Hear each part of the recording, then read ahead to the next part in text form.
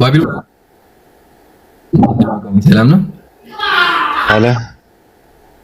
አልሐምዱሊላህ አሁን ደህና ነኝ። መልካም እሺ፣ ቀጥሉ። ነገ አለህ እንዴ ባቢሎን?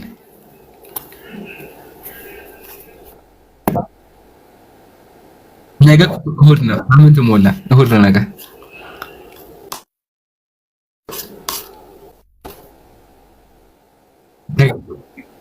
ከገባህ በቀጠረኝ እሺ፣ እመጣለሁ ነገ። ስለ ገላ እንቀጥላለን።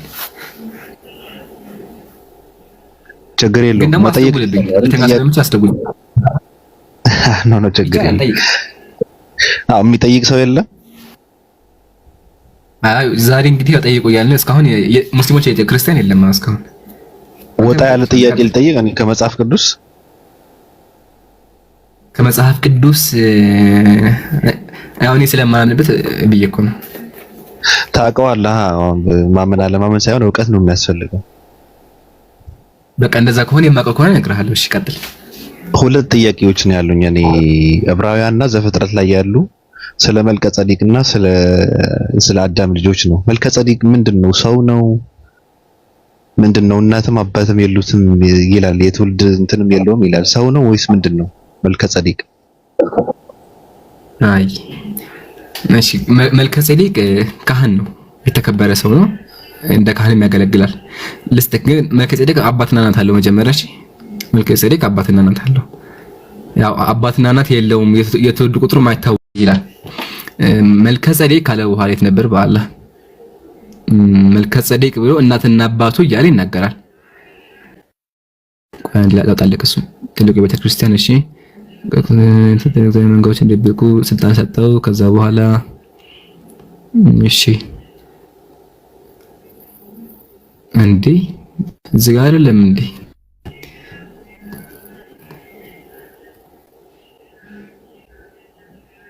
አይ በቃ አጣሁት። ብቻ ግን መልከጸዲቅ አባት እንዳለው የሚናገር ክፍል አለ which means የሆነ ያስገኘው አካል አለ ማለት ነው። አንደኛ ሲቀጥል ደግሞ ባይብል ላይ ካህን እንደሆነ ያስቀምጣል። አይ ደግሞ ወደ ሰማይም አድርጓል አይደለ? ወደ ሰማይም አድርጓል። ከዛ ደግሞ አስራትም ደግሞ ተቀብሏል። ላውጣልህ አስራትም እንደተቀበለ ገና በአባቱ ወገብ እያለ ተቀብሏል ብሎ አስቀምጧል። ከመልከጸዲቅ እጅ አስራት ተቀብሏል በአብርሃም በኩል ለሰው ሰጥቷል። ሶሪ እሱ ላውጣልህና ከዛ ይበቃናል። እሱ ደግሞ ያስቀመጥኩት አንተ ግን ከየት ነው የመጣው? ጥያቄ ነው። እሺ አረ መንፈስ ቅዱስ የት ነህ? እሺ ቢፎር አብርሃም ላይ ያወጣልህ። እሺ ቢፎር አብርሃም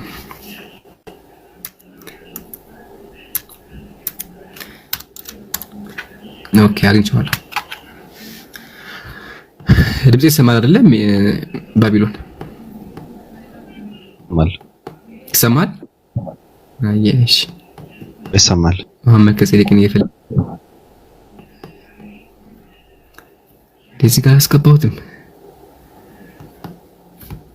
ጻድቅ አብርሃም አለ። እሺ አይዋ ዕብራውያን ምዕራፍ 7 ላይ እዛ ጋር ነው ያለው። የመባረክ ታዲያ አትገላገኝም። እኔ እኮ እሱን እየፈለግኩ ቅድም ጀምሮ። እሺ እንደዚህ ይላል። ይህንን ለማለት ሲፈቅድ አለ አስራትን የሚያወጣ ሌዊ አለ እንኳን በአብርሃም እጅ አስራትን ሰጥቷል አለ። በአብርሃም እጅ መልከጸዲቅ በተገናኘው ጊዜ ገና በአባቱ ወገብ ነበርና አለ። ገና በአባቱ ወገብ ያለ ሌዊ በአብርሃም እጅ ከመልከጸዲቅ አስራት ተቀብሏል።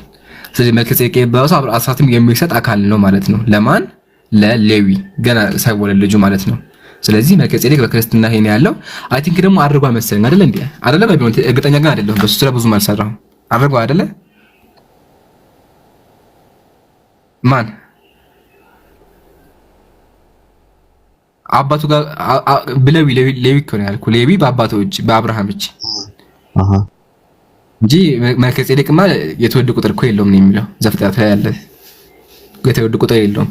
ግን ደግሞ የትውልድ ቁጥር የለውም ቢሉም ማለት ነው ይገርምሃል። መጽሐፈ ቅድም አውጥቼ የነበረ መጽሐፈ ቀለሜንጦስ ላይ ደግሞ አባትና እናት አሉት ይላል።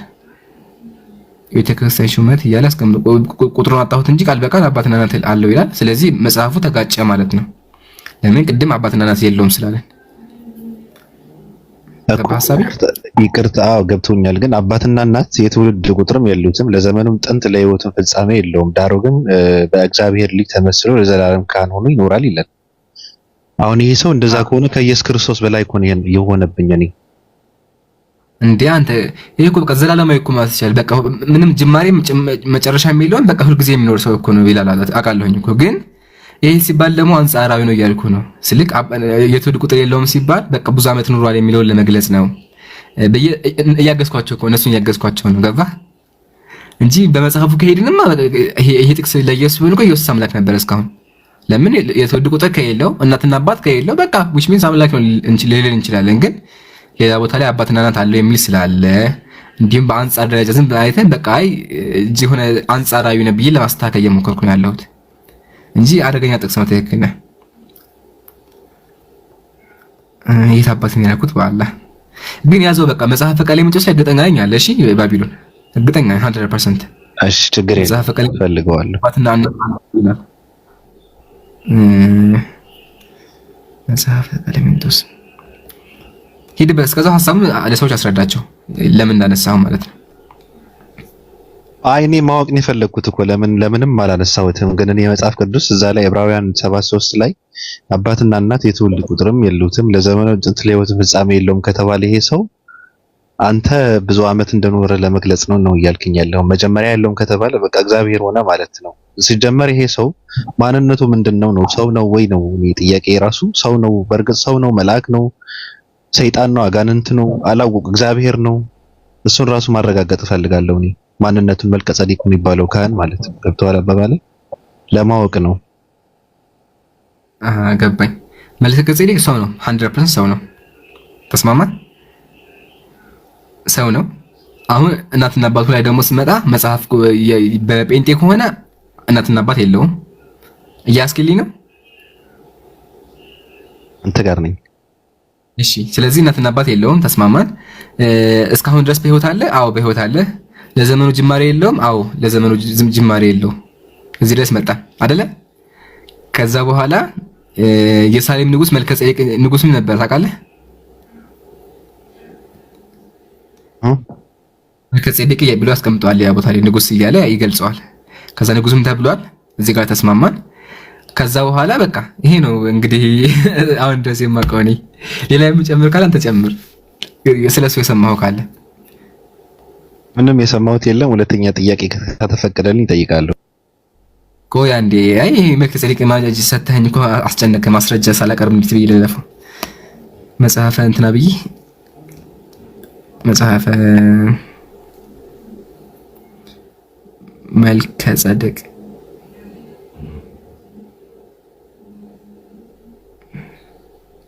እና ደግሞ ክህነት የተቀበለው ከእግዚአብሔር ነው። መጽሐፈ ኪዳን ካለ ምዕራፍ 1 ቁጥር 11 ላይ የኦርቶዶክስ መጽሐፍ ነው። ምን ይላል? እንደ ካህኑ ከእግዚአብሔር ዘንድ እንደ ካህኑ ክህነት እንዳገኘ አለ። እንደ ካህኑ እንደ መልከ ጼዴቅ አለ። ስለዚህ መልከ ጼዴቅ ካህንነት ራሱ ያገኘው ከእግዚአብሔር ዘንድ ነው ማለት ነው። ኦኬ አሁን መጽሐፍ እንትን አልኩል ልፈልግና በቃ ይበቃናል። ግን ይገርማል። እንደዚህ አይነት ሰው መኖሩ ራሱ አጂብ ነው። እንደዚህ አይነት ሰው መኖሩ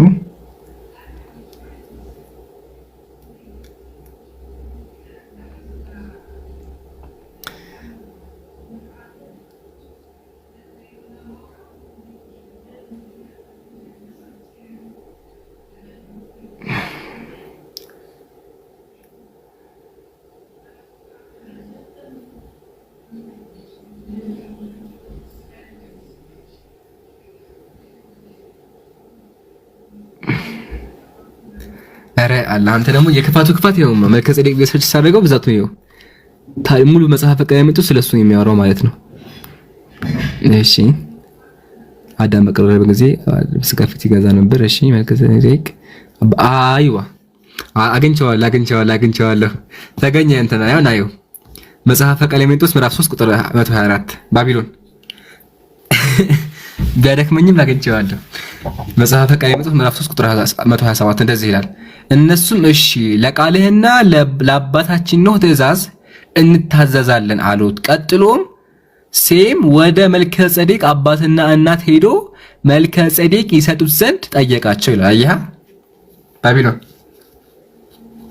ማን ነው ወደ መልከ ጸዲቅ አባትና እናት ሄደው? ሴም የኖህ ልጅ እና የመልከ ጸዲቅ አባትና እናት ከየት መጡ? የኖህ ልጆች እዛ ጋር ቁጭ ብለው የሰው እንትን አይደለም እንዴ? ከታሪክ አንፃር እንግዲህ መልከ ጸዲቅ በኖህ ጊዜ ነበር የተወለደው ማለት ነው ጅማሩ። ገብቶኛል እኮ በኖህ ጊዜ የሰው ልጆች አባት የሚባለው ኖህ፣ የእርሱ ልጆች ደግሞ ከልጆቹ አንዱ የሆነው ሴም ወደ መልከ ጸዲቅ አባትና እናት ሄደ ከተባለ የመልከ ጸዲቅ አባትና እናት መሰረታቸው ማን ነው? ከየት ነው የመጡት? አንተ ደግሞ አከበርከው ጥያቄ ይሆናል። ስለዚህ የባቢሎን ጥያቄ ምንድን ነው ያጀማ? እሺ መልከ ጸዲቅ እናትና አባት ካለው የነሱ እናትና አባት ደግሞ ከየት መጡ? እነሱ ከየት መጡ? ዱባሉ ከሰማይ ከየት መጡ ነው? እኔ አላቅም። እኔ ከዚህ በላይ አላቅም። አታስጨንቀኝ። ባቢሎን ልኑርበት።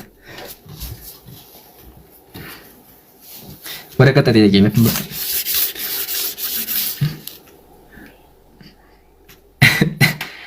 ያጀማ ይታያችሁ ይሄ ጥቅስ ለክርስቶስ ቢሆን እናትና አባት የለውም ከተባለ ዘላለም ነው የሚኖረው ከተባለ ክህነት አሁን ኢየሱስ ካህናችን ነው አይደል? ኢየሱስ ካህን ነው፣ ግን ደግሞ ክህነቱ ከጊዜ በኋላ የመጣ ነው። መልከ ጸዲቅ ግን ድሮ ጀምሮ ካህን ነው። እግዚአብሔር ድሮ ጀምሮ ካህን አድርጎታል።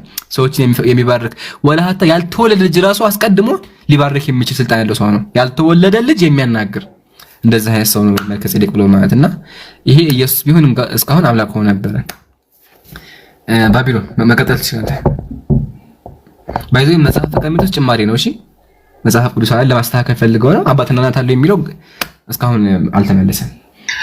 አዎ እዛ ጋር በነገርህ ላይ ሴም ለመልከ ጸዲቅ አባትና እናት ሄደው ልጃቸው እንዲሰጣቸው ጠየቁት ሲባል እኔ የሰው ልጆች መሰረት ኖህ እንደሆነና ከኖህ ደግሞ 3 ልጆችን እንደወጣን ነው እኔ የማውቀው። ገብተዋል አባባሌ? ሴምና ካም ምናምን የሚባል የለም እና ከዛ በፊት ነበሩ ከተባለ ደግሞ ታሪክን እየተጋጭ ነው። ብቻ ችግር የለውም። ሌላ ጊዜ እንትን እናደርገዋለን። ዘፈት መልአክ ይሆናል። መልአክ አስረግዟቸው ይሆናል። መልአክ እኮ በመጽሐፍ ቅዱስ ያስረገዛቸዋል። ታውቃለህ? እነሱ ይሆናሉ። መልአክ ያስረገዛቸው ሰዎች ተው እንጂ በድርሳን ነው አይደል? በመጽሐፍ ቅዱስ አይ እንደዛ አለ እንዴ? መላእክቶች እኮ ወደ ምድር እግዚአብሔር ልኳቸው ማለት ነው። ከዛ በኋላ ምድር ላይ ሲመጡ የምድር ሴቶችን አዩአቸው እና የኛ ደግሞ ሴቶች ቆንጆ ነበሩ። የምድሮቹ ሴቶች ቆንጆ ነበሩ። ከዛ በኋላ ሁሉም ሚስት መረጠና ከነሱ ጋር መተኛት ጀመሩ። ከዛ በመልሱ ደግሞ ጥንቆላ፣ ሜካፕ መቀባት፣ ጥፍር መቆረጥ፣ ሳር መበጠስ፣ ምግብ መስራት አስተማሯቸው መጽሐፍ ቅዱስ ላይ አለ እና ከነሱ የተወለደ ይሆናል።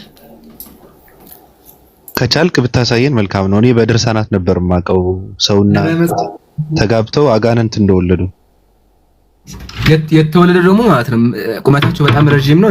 ቁመታቸውን ታናክላል። ቁመታቸው ከተራራ ያክል ትልቅ ናቸው። ከዛ ደግሞ የሚገርመው ነገር እናታቸውን ይበላሉ። ሲያድጉ እናታቸውን ይበላሉ ተመልሰው። ዘፍጥረት ላይ ያለ ታሪኩ ዘፍጥረት ላይ ያለ ግን ደግሞ በሰፊው የማይከፈለክ ከእንትናን ጀምር ከመጽሐፈ ሄኖክን ጀምር። ሄኖክ ላይ በደንብ ታሪኩ አለ በሰፊው። ያው መጽሐፍ ቅዱስ ላውጣ መጽሐፈ ሄኖክ። እሺ አይዋ እሺ እሺ ተመልከተ። የሰው ልጅ አለ የሰው ልጆች ከበዙ በኋላ እንዲህ ሆነ፣ በዚያ ወራት መልከ መልካሞች ደምግቡ ልጆች ወለዱላቸው ይላል።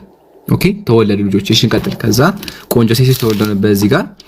ከዛ እንደዚህ ይላል ቁጥር 8 ላይ ከነሳቸውንም ሚስት አገቡ ይላል። ማን? መላእክቶቹ የወደቁት መላእክት ምን ያደረጉ? ከነሱ ሚስት አገቡ። ሁሉም ለየራሱ አንዲቱን መረጠ፣ ወደ እነሱ የሚገቡ ዘንድ ጀመሩ። ከእነርሱም ጋር አንድ ሆኑ፣ ደረሱባቸውም። ሟርትን ምታትን ማሳየት አስተማሯቸው። ስር መማስን ቅጠል መቀንጠስን አስተማሯቸው። ከዛ በኋላ እነሱም ጸንሰው ረጃጅሞች አርበኞች ልጆችን ወለዱ። ቁመታቸውም 300,000 ክንድ ነበረ። አባትና እናቶቻቸውን እነሱ መመገብ እስኪተሳናቸው ድረስ ደርሰው እነዚሁ ሰው ያለቀጠ ከዛ ረጃጅም ልጆች አለ አባት እናታቸውን ይበላቸው ዘንድ ወደ መብላት ተመለሱ።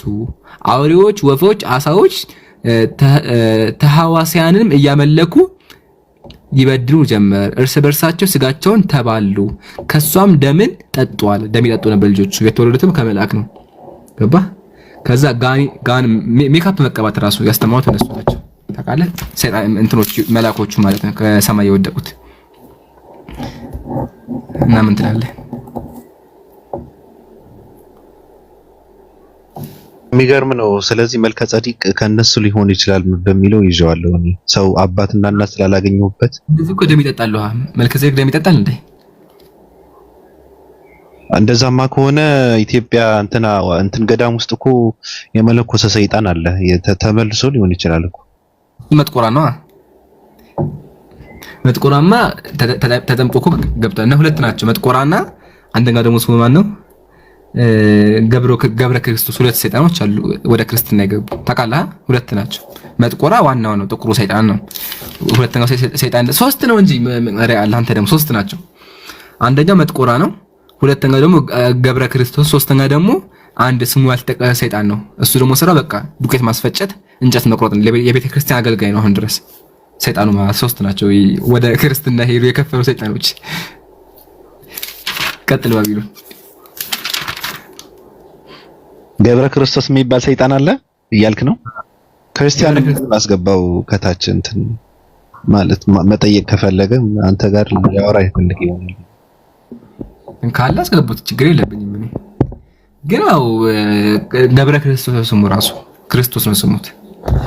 ተገርዟል ራሱ ወላይ ተገርዟል። ተገርዞ ተገንዞ ነው ወደ ክርስትና መነኩሴ ነው። እሺ ባቢሎን በአካል ተገልጦ ነው እንደሰው ታሪኩን ንገር። እንትን ካልደከመ አጭር ከሆነ ችግር የለውም። አጭር ነው አይደል? ታሪኩን ስናሳጥረው መሰለ አንድ ሰይጣን ወደ እንትና ይመጣል ከቤቱ ከማደሪያው ከውሃው ውሃ የሰይጣን ማደሪያ ነው አይደለ? ከዛ ወጥቶ ወዴት ይመጣል? ወደ ምድር መጥቶ ሰዎችን ያስቸግራል። ከዛ አንድ ቀን ሳያስበው የተክልይን ተማሪ ይዛ ተክልይ ተቅማጣቸው የሚጠጣው ማለት የተቅማጣቸው የእሳቸውን ተማሪ ያስቸግራል። ከዛ እሳቸውን ያዙትና ሲያመቱበት ከሰውየው ወጣ።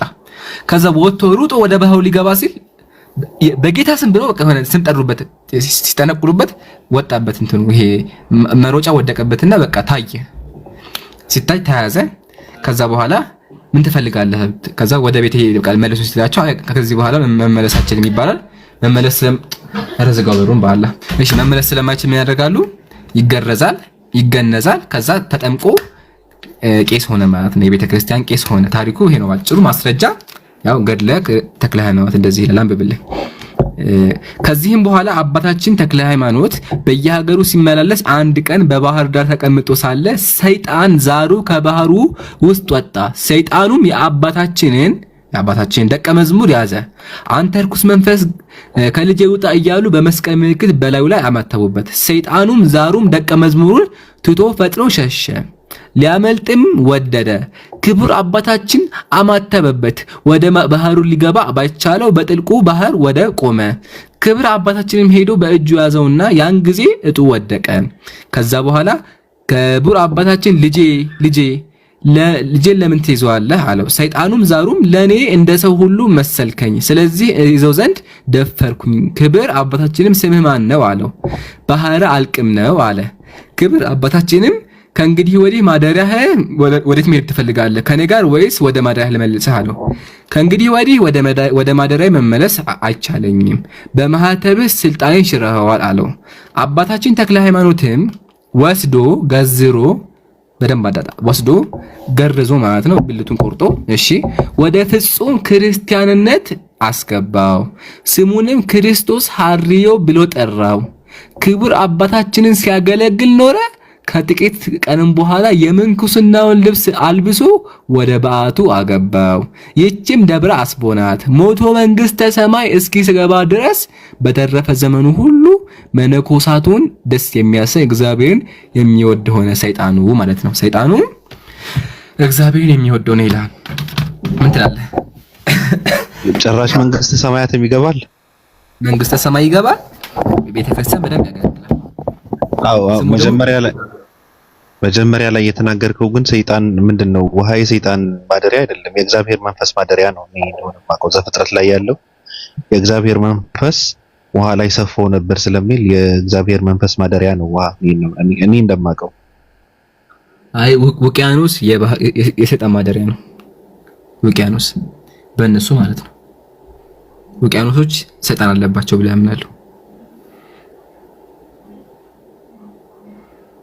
ገባ? የነሱ ምድር ነው እና ገብቷል። ግን ባቢሎን የተፈጠረው ነገር ሰውየው ሰይጣን ነው። ሰውየው ሰው አይደለም፣ ሰይጣን ነው። ሰይጣኑ ሰዎችን አስቸገረ። ከዛ በስመ አብ ወልድ መንፈስ ቅዱስ ሲባል ታየ፣ ተጠመቀ፣ ተገረዘ፣ ክርስቲያን ሆነ። ከዛ ቄስ ሆነ፣ መነኩሴ ሆነ። ቤተክርስቲያን ገብቶ በስመ አብ እያለ ቀኑን ሙሉ ህይወቱን ሙሉ ኖረ ማለት። ከዛ መንግስተ ሰማይ ይገባል ሰይጣን። እሺ እዚህ ጋር ሐሳብ አለ የሚጨመር ካለ? አይ ታሪኩን እሱ ከሆነ ዋልድባ ገዳም ላይ ያለ ሰይጣን ከሆነ ሰምቼው አውቃለሁ። እሱ መጥቆራ ደግሞ ይባል መጥቆራ ነው እንዴ? መጥቆራ ላሳይህ ፎቶ። እሱ መጽሐፍ ላይ ግን ፎቶ ላውጣልህ አንዴ። መጥቆራ ደግሞ አለ። አንተ እሱ ያስፈራል እኮ መጥቆራ ያስፈራል። ጥቁር ሰይጣን ነው በጣም። ቆይ ላሳይህ ፎቶ። የት ነው ያለው? በአላ ይሄ ነው መጥቆራ። አየሁ አይደለ? አውዝ ቢላህ አንተ ሲያስፈራ። ይሄ ነው መጥቆራ። አየው? አዎ እኛ አባት ግብፃዊ ናቸው ምናምን ይላል አይደል? በአንበሳና በነብር ሰረገላ መጥተው ከግብፅ ምናምን የሚል ታሪክ ነው መሰለኝ። በደንብ አሄርኩበት መሆኑ ነው እንግዲህ። አዎ ለእርሶ ተማርኩ ቃለ መጠይቅ አድርገውለት የሰው ልጅ እንዴት አድርጎ እንደሚያሳሰት ምናምን ጠይቀውት ሚስጥር አወጣ ሰይጣን የሚባልለት ሰይጣን መጥቆራ። ልክ ነው ተናግሯል። ታሪኮች እንዴት አድርጎ እንደሚያስቸግር ኢንተርቪው ተደረገው ፖድካስት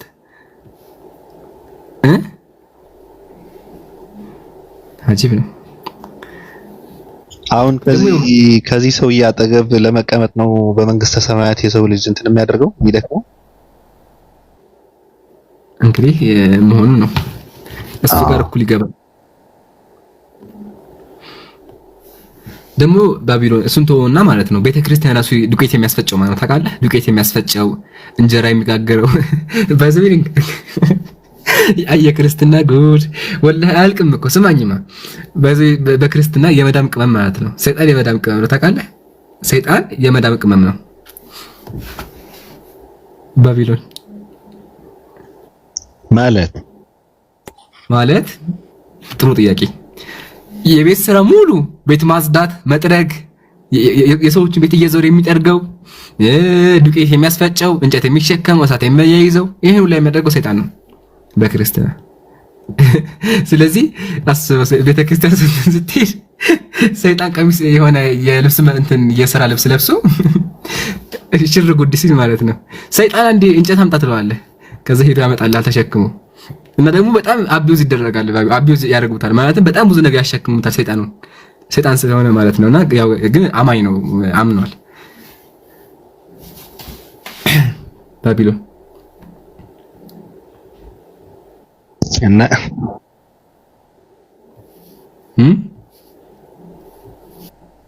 ስነ ስርዓት እንዳልጠይቅ እንትን አደረገኝ። የማዳም ሰራተኛ በለው በቃ እሺ፣ ሰራተኛ ብለህ ጠይቅ።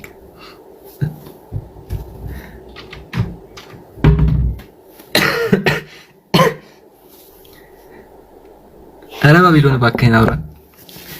ሚዩት አድርጎ ይስቃያችሁት አይደለ?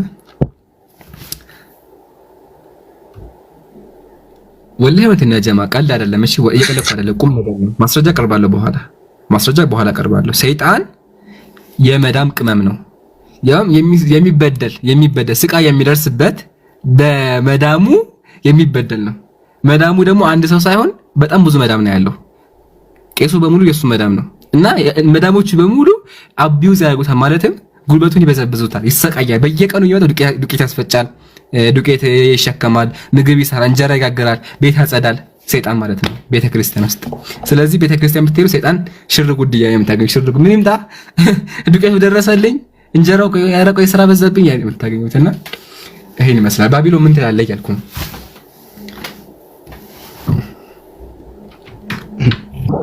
ያር ብርድ ነው።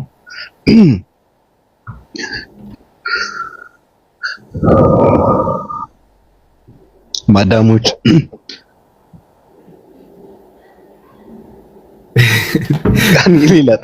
ሌላ ጥያቄ ትጠይቅ ይቅርብ በቃ ተው። ማስረጃውን አሳያችሁና በኋላ ላይ እናደርግበታለን። እሺ በቃ አሳየ። ተአምረ ማርያም ፔጅ 2121 እደግመዋለሁ። 2121 እንደዚህ ይላል። ሁለተኛውን ይፈጭ ዘንድ አዘዙትና በፍጥነት ፈጭቶ ሰጣቸው። ዱቄት ፈጨ።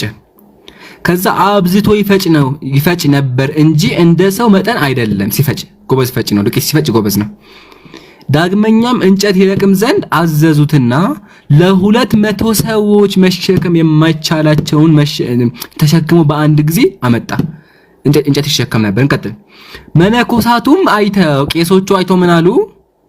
አምላክን የወለደች እመቤታችንን አመሰገኑ። ከዛሳ አደነቋት። ያን ሰይጣን ግን ይህን ያህል ሸክም እንዴት ተቻለህ አሉት። ሰይጣን እንዴት ይሄን ሁላ መሸከም ቻልክ? አይከብድህም እንዴ አሉት። እሱ ግን ካልበቃችሁ ልቦናችሁ ያዘዘውን ጨምር ዘንድ እዘዙኝ አላቸው። ሌላም ካለ በቃ አምጡ ይሸከማለሁ፣ ሌላም ካለ አላቸው። ከዛ የዚያች አገር ሰዎችም እርስ በእርሳቸው ቀድሞስ በዚህ ሰይጣን ተፈትነን ነበረ፣ አዝነንም ነበረ። ዛሬ ግን ደስ አለን፣ እመቤታችን እንደ ባሪያ ያገልግላችሁ ብላ ይህንን ሰይጣን ከሰጠችን ጀምሮ ከድካማችን ሁሉ አርፈናል ተባባሉ። እንደ ባሪያ ያገልግላችሁ ብላ።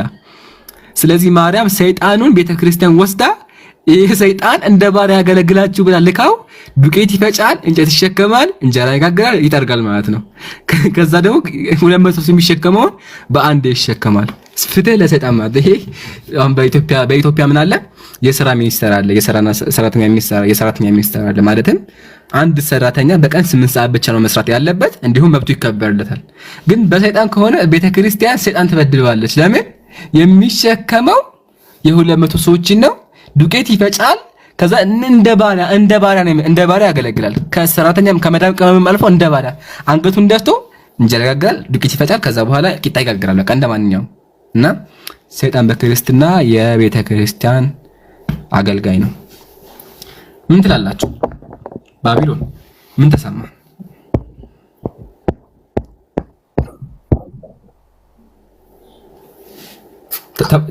ማዳም ቅመም አደረግከው ሰይጣን።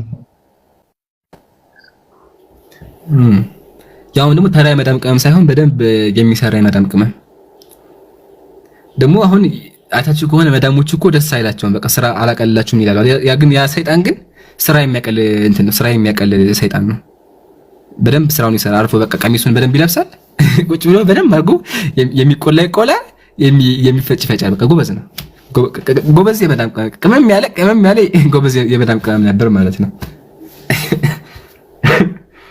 እና ይሄን ይመስላል። ስለዚህ በክርስትና ሰይጣን ተጠምቆ አገልጋይ ነው። ሰላም አለይኩም።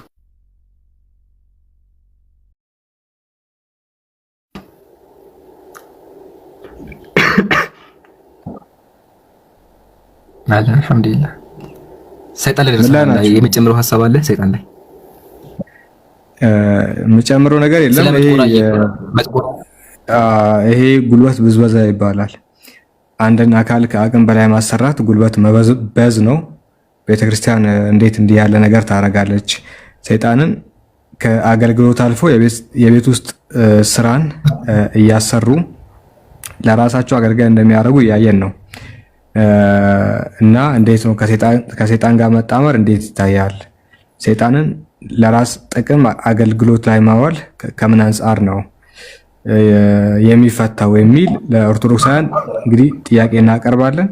ሰይጣን ብዙ ጊዜ ጅኒ ወንድሞቻችን ናቸውና የሚል ነገር ሲያነሱ ክርስቲያኖች ሙድ ይዛሉ።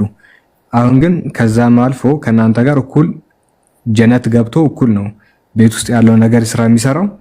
ስለዚህ ይሄ ሰይጣናዊነት ካልሆነ ምንድነው የሚሆነው የሚል ጥያቄ እናነሳለን። ለዚህ ነገር ማብራሪያ አለኝ መልስ አለኝ የሚል ማንኛውም ክርስቲያን ካለ ገስት መላክ ይችላል። ሰይጣን የቤት አገልጋይ ነው፣ ቤተክርስቲያን ያገለግላል፣ ጀነት ይገባል ይላል መጽሐፍ ቅዱሳችሁ ወይ ደግሞ አዋልድ መጽሐፋችሁ ሊባለው መጽሐፍ ቅዱስ። ኦኬ ለኦርቶዶክሳዊ መጽሐፍ ቅዱስ ነው፣ በእግዚአብሔር መንፈስ ተመርቶ ስለተጻፉ ኦብቪየስሊ ለዛ ነው የሚለው። ጴንጤዎች አትቀበሉም። ለእናንተም ጥያቄዎች አሉን። በአዋልድ መጽሐፍቶቻችሁ በገድላትና በድርሳናት ሰይጣን የተጠመቀ ጀነት የሚገባና ቤት አገልጋይ ነው ይላል። መልስ ያለው ክርስቲያን ካለ ገስት መላክ ይችላል። ቀጥሉ ኢምራን። ሌላ የሚነሳ ነጥብም ካለ አለው። አይ ቆይ ባቢሎን ጥያቄ ያለው ወደሱ ከመሄዳችን በፊት ግን ማለት ነው እዚህ ጋር ሳላ በጣም ያስተዋልኩት ነገር መሰላችሁ። ስለዚህ አሁን ሲጸልይ ማርያም ሆይ ሰይጣን ስጭኝ ብዬ ብጸልይ ለምን እዚህ ጋር ማርያም ሰይጣኑን እንደ ባሪያ ያገለግላችሁ ብላ ሰጥታለች። ስለዚህ እኔም እግዚአብሔር ቢሰጠኝ ነው አንዱ ዲያቆን መጥቶ ሲጸልይ ማርያም ሆይ እባክሽን ሰይጣን ስጭኝ ያገልግለኝ ብሎ ቢጸልይ ስህተት ሰርቷል ወገኖቼ? ካልሰራ እዚህ ጋርም ማርያም የምትሏት አካል ሰይጣንን እንደ ባሪያ ቀሚስ አልብሳ የመዳም ቅመም አድርገዋለች ለቤተ ክርስቲያን። ቤተ ክርስቲያን ልቃ መነኩሴዎችን ቄሶችን ያገለግላቸዋል። ሰይጣን ይታጁ ቄሶችን ያገለግላቸዋል። ዱቄት እያፈጨ ደግሞ የሚገርመው ነገር ዱቄት ማስፈጨቱ፣ እንጨት መልቀሙ፣ ቂጣ መጋገሩ፣ እንጀራ መጋገሩ ነውና እንደዚህ አይነት ሰይጣን እንግዲህ ያው ጾታውን ስላችሁ ይሄ ስራ የሴት ነው አይደል? ቤት ማጽዳት ምናምን። ስለዚህ ወደዛ አድርጋው ነበር ማለት ነው። ለማንኛውም መልስ ያለው ካለ ይግባ። ባቢሎን መቀጠል ትችላለህ። የኔ ጥያቄ ሌላ ዘፍጥረት ላይ ያለ ስለሆነ እዛ ጋር አንድ ጥያቄ ተገረዘ ነው ያልከው። አሁን እሱ ሰይጣኑ ተገርዟል። ለምን? አሃ እንትን ነው በቃ። አንተ ደግሞ ተው እንጂ ይጠፋል እንዴ? በቃ የሆነ ጊዜ እንኳን ቢፈልግ ሴት ማድረግ ያው መገረዝ አለበት።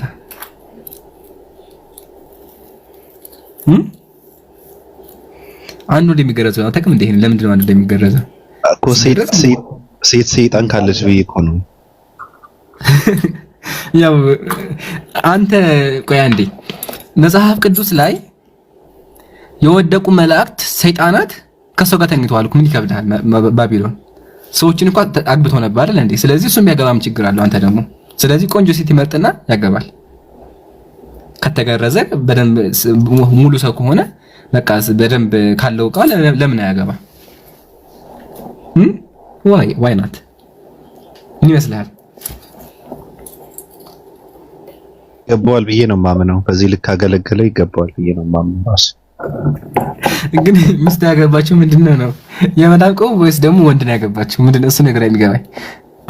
ያገባችው ስልክ ቤት ውስጥ ጉድ የሚል ከሆነ ስራው ሰራተኛ ከሆነ ስለዚህ ያገባችው እሷ ሰራተኛ ነው ማለት ነው።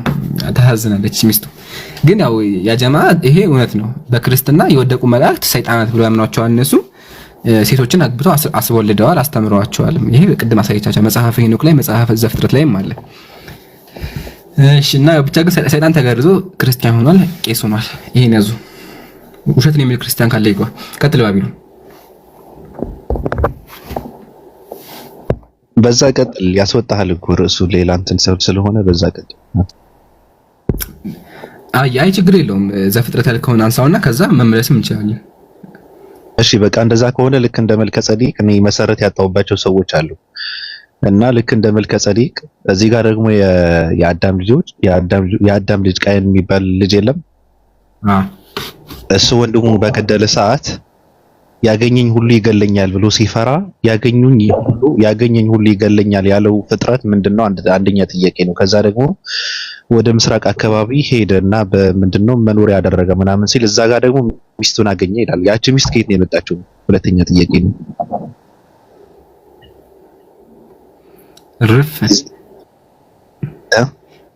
እሺ መጀመሪያ ይሄ የኛ ጥያቄ ነው። በቃ ግን አንዴ ሳላ ካለ ማለት ነው አውጡልኝ። እንትን ላይ ማን ነበር ስሙ? ይሄ ታናክ ላይ ነው። ታናክ ላይ መሰለኝ። ታናክ ላይ አውጡልኝና እዛ ላይ ያገባት ማን እንደሆነች ይናገራል። የሆነ ሰይጣን የሆነች ፍጥረት እንዳለች ይናገራል። ወለሃታ መጀመሪያ ሐዋ ሔዋን የምትባለው አካል ሴክስ ያደረገችው ከሰይጣን ጋር ነበረ።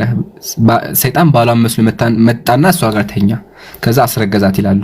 ከዛ ደግሞ ሁለተኛ ደግሞ ልጁ ደግሞ ሚስት ሲፈልግ መንገድ ላይ ሰይጣን አገኘና አገባ ይላሉ። ይሄ ታናክ ላይ አይ ቲንክ ታናክ ወይም ደግሞ ሚሽና ላይ አለ። ታሪኩን እናገኘዋለን የአይሁዶች መጽሐፍ ላይ ማለት ነው። ይሄን ከያዝን የሚገለው ምንድነው? እኔ አላቅም የሚገለው ምን እንደሆነ። ግን እንደሚመስለኝ ከሆነ ሜቢ አንበሳ ምናምን ወይም ሰይጣናት ሊገሉት አስበው ከሆነ አላቅም። አንደኛ ሁለተኛ ያገባት ደግሞ ምንድናት? ሰይጣን ልትሆን ነው እንግዲህ እኛ እናቀም። ሰይጣን ልትሆን ከሆነች ሆነች ነው ሰይጣን አግብቷል ማለት ነው። ስለዚህ የሰው ልጅ ውስጥ ሰይጣን አለ ማለት ነው። ግን ይሄ ታናክ ላይ አውጥተን ማየት እንችላለን።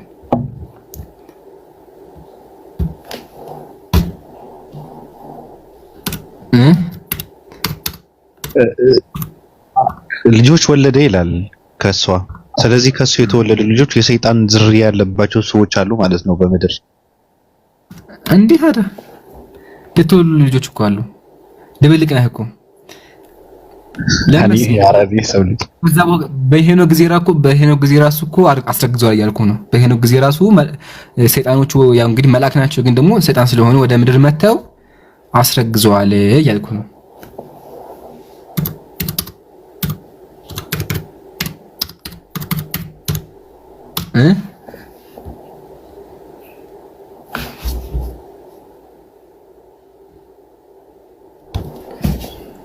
ባቢሎን እና አይግረም አይ ማወቅ ስለምፈልግ እኮ ነው። አንዳንድ ነገራቶችን እንትን ስታደርገው ስታነበው መልስ አታገኝለትም። ገብቶሃል? እና ለዛ ነው ለእኔ እውነት ለመናገር እኔ ለማወቅ ነው የምጠይቀውና አሁን ይሄ ለኔ አዲስ ነገር ነው። ሰይጣን ያገባው የሚለው ቃየን አዲስ ነገር ነው። ሔዋን ራሱ አዳም አይደለም ያስረገዛት መጀመሪያ። ቢኒ የሚል አለ ከታች አስገባው። እናንተ ስላላመናችሁ አልገባችሁም እያለን ነው። ናግባን አስረዳና ደስ ይላል። ናግባ ወድሬታ ጎትት ታጋችሁ አስገቡልኝማ። እሱ እንኳን ገስት ባይክ እናንተ ጎትት ችግር የለው።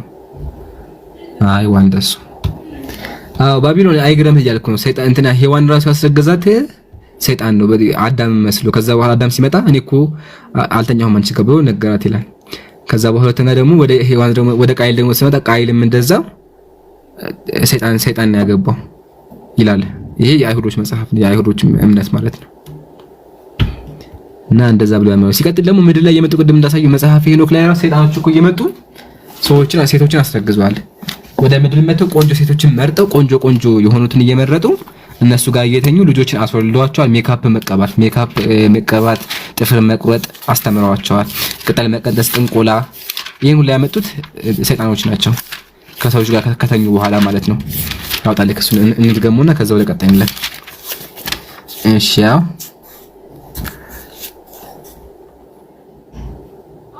የሰው ልጆች አለ ከእግዚአብሔር ልጆች ጋር ብሎ ይናገራል። ከዛ በኋላ ያው የጀማ መጽሐፍ ቅዱስ እንደዚህ ይላል።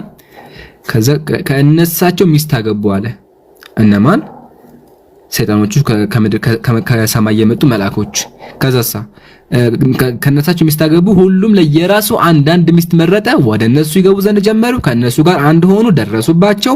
ሟርትን ማሳየት አስተማሯቸው። ስር መማስን፣ ቅጠል መቀንጠስን አስተማሯቸው ይላል። ከዛሳ ረጃጅም ልጆችን ወለዱ።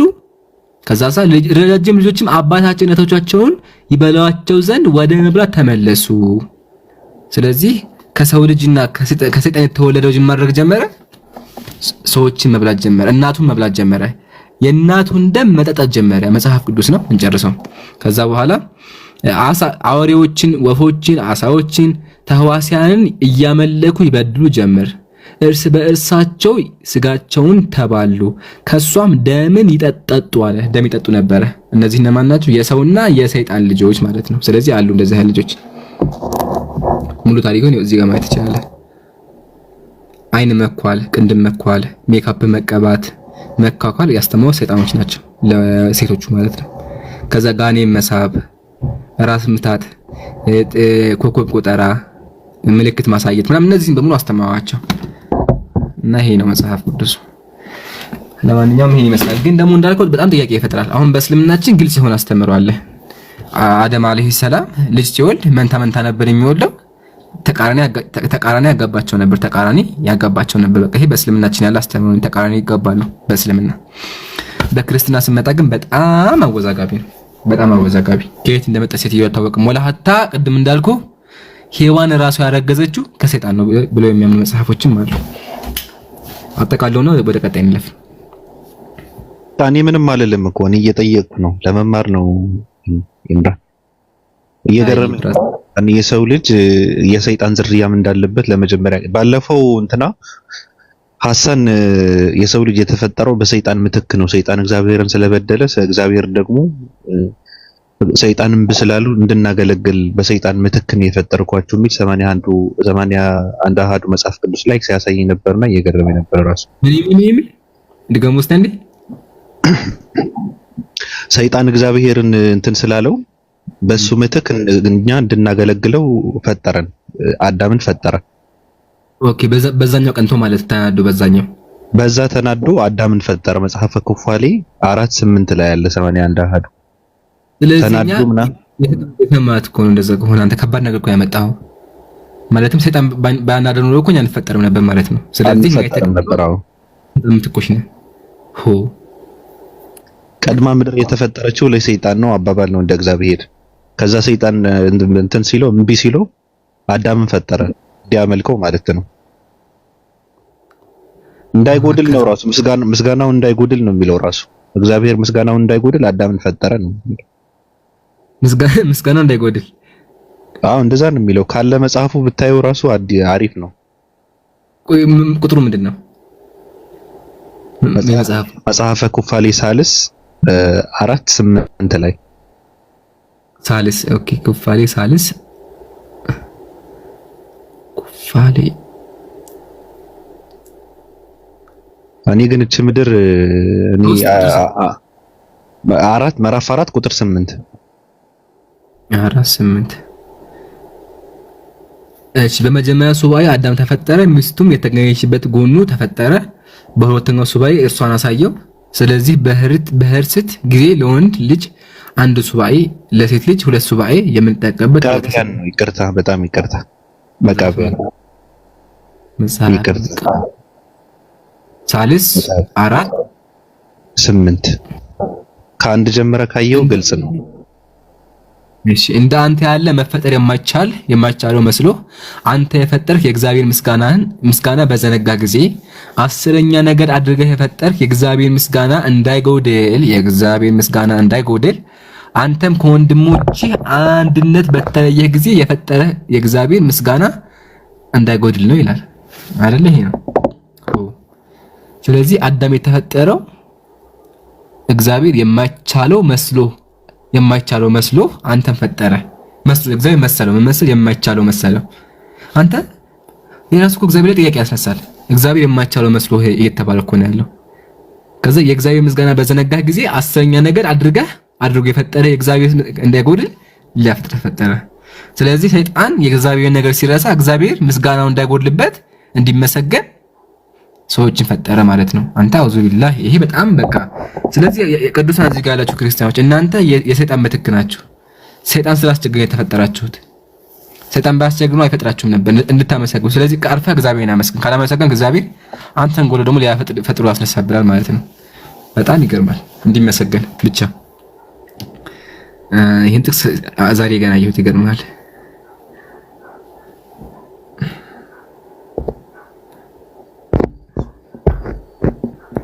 እንደዛ እግዚአብሔር እንግዲህ ነው የምናመልከው። ጀማ የማያውቅ ወደፊት የሚያውቅ ከሆነ በጣም ከባድ ነው።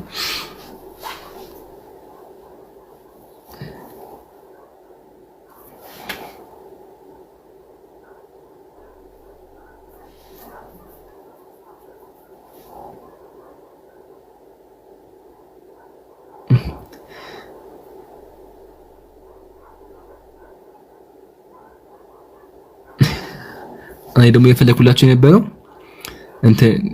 ሔዋን ያረገዘችው ከእንትና እንደሆነ ከሰይጣን እንደሆነ በክርስትና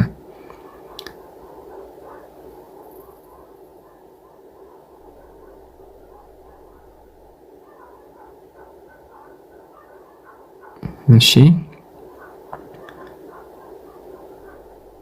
አይዋ አግኝቼዋለሁ። ያ ጉግል ላይ ሰርች አድርጉት።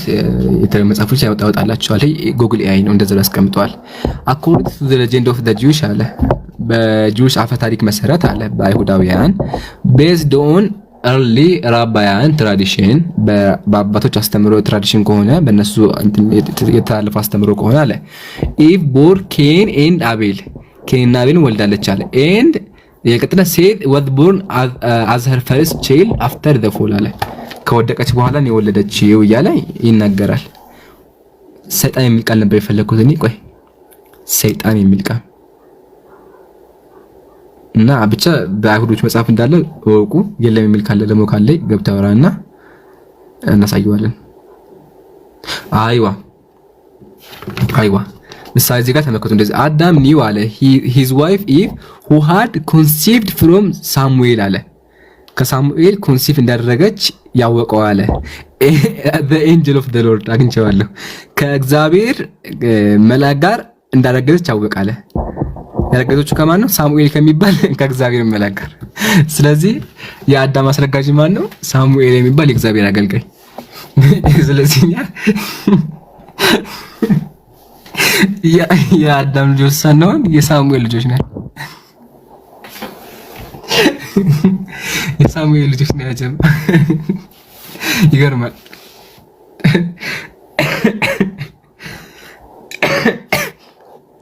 የሳሙኤል ልጆች ያበኒ አደም አይደለ? ያበኒ ሳሙኤል የሳሙኤል ልጆች አባታችን አንድ ነው፣ እሱም ሳሙኤል ነው። ሁላችንም ከሳሙኤል ተገኝተናል። እሺ ቅዱሳን ካላወቃችሁ ባይብል ሀብ ላይ ታገኙታላችሁ። እሺ ክርስቲያኖች ካላችሁ ግቡ። በጣም ይገርማል። ስለዚህ እኛ የአዳም ልጆች ነን የሚለው ነገር ውሃ በላው ማለት ነው በአይሁዶች መጽሐፍ መሰረት። ጥያቄ ያለው ካለ ኮሜንት ላይ አድርጉ፣ ጻፉ።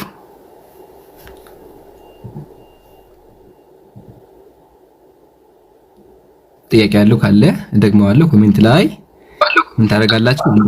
ጽፋላችሁ። እሺ ሰላም አለይኩም ወራህመቱላሂ ወበረካቱ።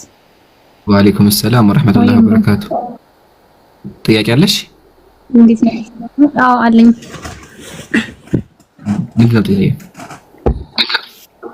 እሺ ጥያቄ ሱረቱል ቃፍ ላይ 18ኛ አያ ላይ ማለት ነው እንድትረዳኝ ፈልጌ ነበረ።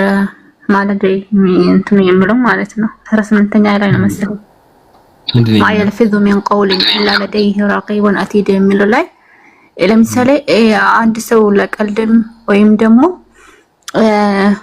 ዝም ብሎ እንትን በተናደደም ቁጥር ላወራ ይችላል። ገብቷል። እንደማይሆን ነገርም ማውራት ይችላል። ግን ያኒ ምንድነው ይሄ የሆነ ነገር ባወራ ቁጥር ይጻፍበታል። እንደዛ ፈልጌ ነበር። አዎ እሺ አልሐምዱሊላህ። ለቀልድ የማወራን ነገርም እያንዳንዱ ነገር ይጻፋል። እያንዳንዱ ቁርአን ላይ አላህም ይላል ማ የልፊዙ ሚን ቀውሊን ኢላ ለደይሂ ረቂቡን አቲድ ይላል። አንድም ንግግር አይናገርም አለ ረቂብና አቲድ የሚጽፍ ቢሆን እንጂ አለ። ከዛ ቀጥሎ ከዛ ወኩለ ሸይን ፈዓሉሁ ፊል ኩቱብ ነው ከማቃል ያደረጉት ነገር በሙሉ የተናገሩት ነገር በሙሉ በመጽሐፍ ነው አለ። ስለዚህ የተናገሩት እያንዳንዱ አሁን እንኳን የማወራው ነገር ተጽፎ ተቀምጧል። ከዛ የውመል ቂያማ ላይ ንኽሪጁ ለሁ ኪታበ መጽሐፉ ይወጣለታል ከማቃል። ከዛ ኢቅራእ ኪታበክ መጽሐፍህን አንብብ ይባላል። ኢቅራእ ኪታበክ ከዛ በኋላ ከዛ መጽሐፍ ሰውየው ይላል ማሊ ሀዘል ኪታብ ላ ዩጋዲሩ ሰጊረተን ወላ ከቢረተን ኢላ አሕሳሃ። ሰውየው የውመል ቂያማ መጽሐፉን ሳይምን ይላል ምን አይነት መጽሐፍ ነው? ላ ዩጋዲሩ አይተውም ሰጊረተን ትንሽ እንኳን ነገር አይተውም ወላ ከቢራ ትልቅም ነገር አይተውም ኢላ አሕሳሃ የጻፋት ቢሆን እንጂ ትልቅም ትንሽም ነገር አይቀርም። ሰውየው ይገረማል የውመል ቂያማ። ስለዚህ የምናጋራቸው ነገሮች በሙሉ ይጻፋሉ። የውመል ቂያማ ላይ ደግሞ መጽሐፍ ወጥቶ ይሰጠና መጽሐፋችን እናያለን፣ የህይወታችንን መጽሐፍ እናያለን ማለት ነው። ለዛ ነው ሙስሊም ከአፉ በቻለው ኸይር ነገር መናገር ያለበት፣ ጥሩ ነገር መናገር ያለበት። ግን መጥፎ ነገር ተናግሮ እንኳን ቢሆን ተውባ የሚባል ነገር አለ። ንስሐ መግባት አለ፣ ይቅርታ መጠየቅ አለ። ጊዜው ሳይፈቅድበት ወደ አላህ ተውባ። ሰውን በድሎ ደግሞ ከሆነ ሰውየውን ይቅርታ መጠየቅም ደግሞ አለበት ማለት ነው። ይሄን ይመስላል። ግልጽ ነው ማይ? አዎ ሁለተኛም ጠይቅ ይችላል። በጥያ ይችላል። እሺ ሁለተኛው ወያህሚሉ አርሽ ረቢከ ፈወቀሁም የሚለውን እስኪ ያስረዳኝ ትንሽ። እዛው ጥያቄ ምንድነሽ? መላእክቶች ናቸው እኮ ማለት ትንሽ እስኪ ያስረዳኝ አንዴ። የውመል ቂያማ ላይ መላእክቶች አሽተ አርሽና ምስክም ወይስ የአርሽ ረቢ የሚለው ምስክም? አርሽ እኮ ያለ አይደል? ፍጥረታት እኮ ያለ ናቸው አይደለ? ስለዚህ መላእክቶች መጀመሪያ አንቀጽ ላውጣለሽ ወይህሚሉ ሱረቱል ፈጅር ላይ ነው። አይ ሱረቱል ፈጅር ላይ ማለት ግን ትክክል ነው። አንቺ ያመጣሽው ሱረቱል ፈጅር ላይ አይደለም። ወይህሚሉ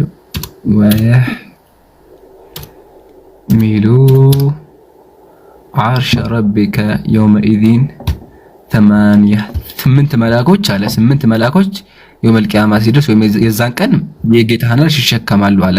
አልሐቃ ቁጥር 17 ነው። እሺ ያው እንደዚህ ይላል ወንሸቀት السماء فهي يومئذ واهية ሰማይ ተሰነጠቀች አለ። ከዛሳ وحملت الأرض والجبال فدكت دكة واحدة ሰማይና ምድር ተያዙ አለ። ከዛ فدكت دكة واحدة ካለ በኋላ والملك على أرجائها ويحمل عرش ربك የዛን ቀን አለ የጌታህን አርሽ ይሸከማሉ فوقهم ራሳቸው ላይ ይሸከማሉ። እነማን يومئذ 8 የዛን ቀን 8 መላእክቶች አለ። ስለዚህ 8 መላእክቶች የውመል ቂያማ ሲደርስ አላህን አርሽ ይሸከማሉ ነው። አሁንም የተሸከሙ ማለት እንዳሉ እናውቃለን። ስለዚህ የሚሸከሙ አካል ተናገረ ነው። የአላህ አርሽ መባሉ አው አርሽ የአላህ ነው፣ እኛም የአላህ ነን። አላህ ወደ ራሱ የሚያስጠጋው ነገር አለ። ምሳሌ አርሽ የአላህ አርሽ ይባላል። መካ ካዕባ የአላህ ቤት ይባላል። የሳሊህ ግመል የአላህ ግመል ይባላል። ነቢያት የአላህ ነቢያት ይባላሉ። ሰዎች የአላህ ፍጡራን እንባላለን። ግን የአላህ ፍጡራን ማለት አላህ ከኛ ይፈልጋል ማለት አይደለም። በተአምር አላህ የአላህ አርሽ መባሉ የአርሽ አላህ ይቀመጥበት ወይም ደግሞ አላህ ከሱ ጋር ጥገኛ ማለት አይደለም። በተአምር እሺ የአላህ ፍጡር ነው አርሽ። ግልጽ ነው ማኪ? ለሳከባህ አው ገብተኛል። የመጨረሻ ጥሪ አድርጌ ልጠይቀው ሰዓት ምን ይሄዳል? አደረገች ጠይቂና ኢንሻአላህ እንለያይ። ቀጥል። እሺ አልየውም አክመልቱ ለኩም የሚለውን ምንድነው? ከዛ በኋላ የወረደች ሱራ አለ ወይስ የመጨረሻ ነው? አይደለም የወረደ አለ። ከዛ በኋላ ግን የወረደ ህግ የለም። እሺ ሞቱን ነብይ ነው ተወሰነ። እሺ መጀመሪያ ማወቅ ያለብሽ ለመጨረሻ ጊዜ የወረደው አንቀጽ ኺላፍ ቢኖርበትም ኢብኑ አባስ እንደተናገረው ከሆነ ሱረቱል በቀራ ላይ ያለው አንቀጽ ነው። ምን የሚለው አንቀጽ? ወተቁ የውመን ቱርጀዑነ ፊሂ ኢለላህ ወደ አላህ የምትመለሱበትን ቀን ፍሩ የሚለው አንቀጽ እንደወረደ ኢብኑ አባስ ረዲየላሁ ዐንሁ ይናገራል። የትኛው አንቀጽ ላሳይሽ አንቀጹ የትኛው እንደሆነ ሱረቱል በቀራ ቁጥር 281 ላይ እንደዚህ ይላል።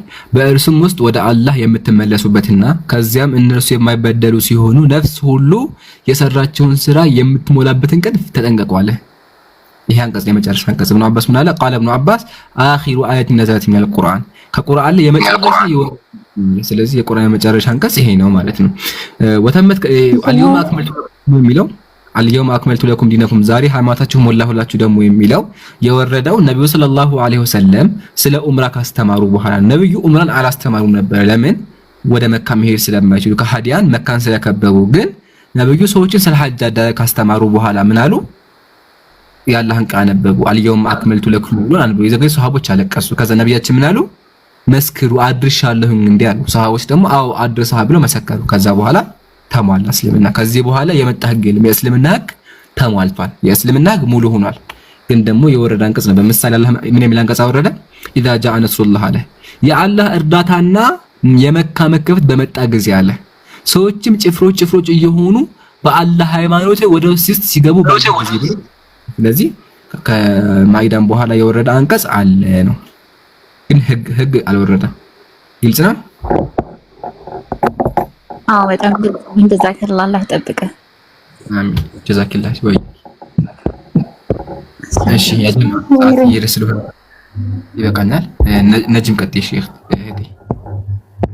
አንድ ጥያቄ አለኝ እንኳን አጥይህ የግመል ስጋ መብላት ሐራም ነው ይባላል፣ እውነት ነው? ፈትዋ አናስተናግድም፣ ግን ይፈቀዳል።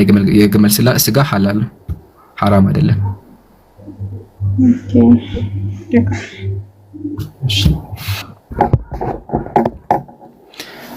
አው ፋፊ አይሻልም?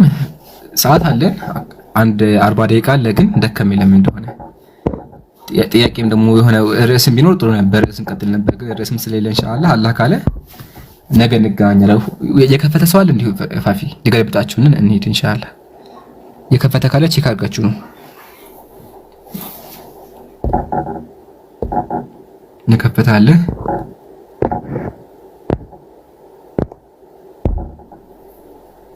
ሁሱ ቤት ኦኬ፣ ሁሱ ከፍቷል። ስለዚህ ቅዱሳን ሁሱ ጋር እንሂድ ማለት ነው። ሁሱ ጋር እንገለበጥ።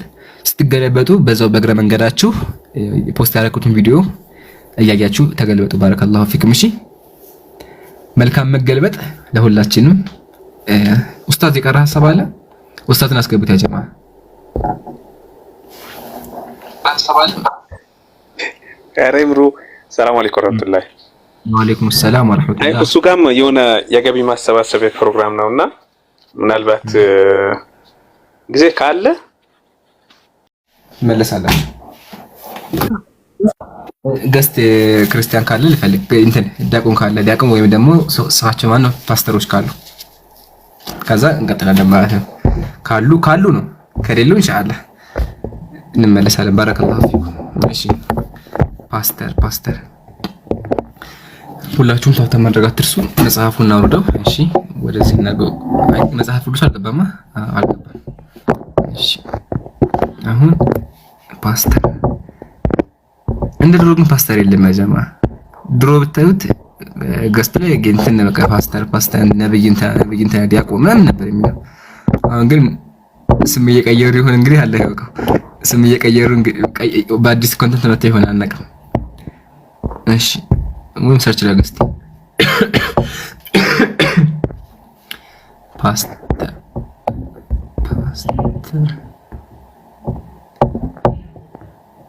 ፎሎ አድርጋቸው። እሺ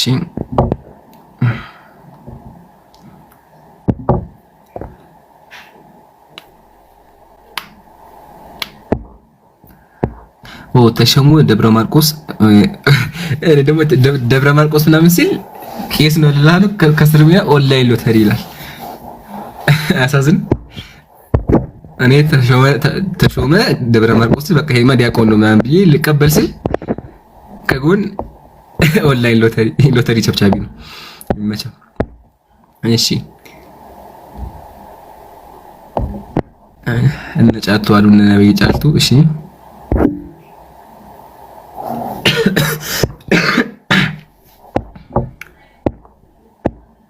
ወል ነው ብላ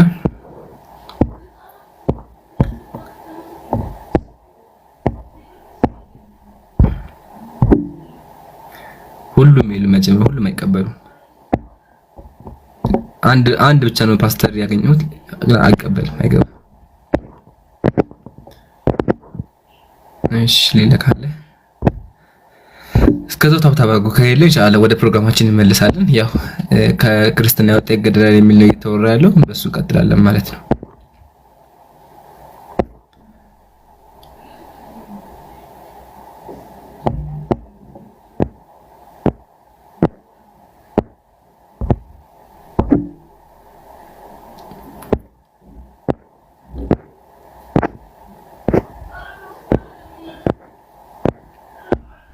አይ በቃ የለም ለጀማ ወደ ገስታችን እንመለስ። ወደ ገስታችን እንመለስና ገስት ላይ አስገቡ ከዚህ በኋላ። እሺ ገስት ላይ አስገቡ። እሺ ወገናችን ይሳቅ ሰላም ብያለሁ። ወንድሞች ካላችሁ ሰላም እንዴት ነህ? አለሁ ወገኔ።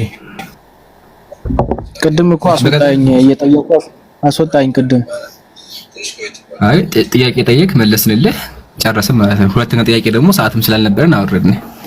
ጥያቄህን ሳይመልስ አይደለም ያወረድን ከመለስልን። አይ ጥያቄ ዋናው እሱ ላይ አልነበረም፣ ተያይዞ የሚመጣ ጥያቄ ነበረኝ። ቢሆንም እሱ ደግሞ ሁለተኛ ጥያቄ ነው የሚሆነው። ለሁለተኛ ጥያቄ ደግሞ ሰዓትም አልነበረን። አንድ ጥያቄ ጠይቅ ነበር ያለ ጥያቄውን ጠይቅ እንላለን። አይ ከኔ በኋላ ራሱ ገስቶች ምናምን ገብቶ ነበር። ለማንኛውም ይሁን እሺ። ለይሳቅዬ ሁሉም እኩል ማስተናገድ የሚባል ነገር አለ። አንድ ሰው አንቆይም። ስለዚህ አንተን አስተናገደ፣ ከዛ ወደ ቀጣይ ያለፍን خلاص። ይሄ ነው የተፈጠረው። ለማንኛውም ከየት ቤተ እምነት ነህ? ቅድም ነግሬ ነበር ከፕሮቴስታንት። እሺ ከፕሮቴስታንት ጥያቄ ነበር ፈቃደኛ ከሆንክ። አይ እኔ ለመጠየቅ አይደል የገባሁት፣ ቀድሜም የጠየኳችሁ እኔ ነበርኩ።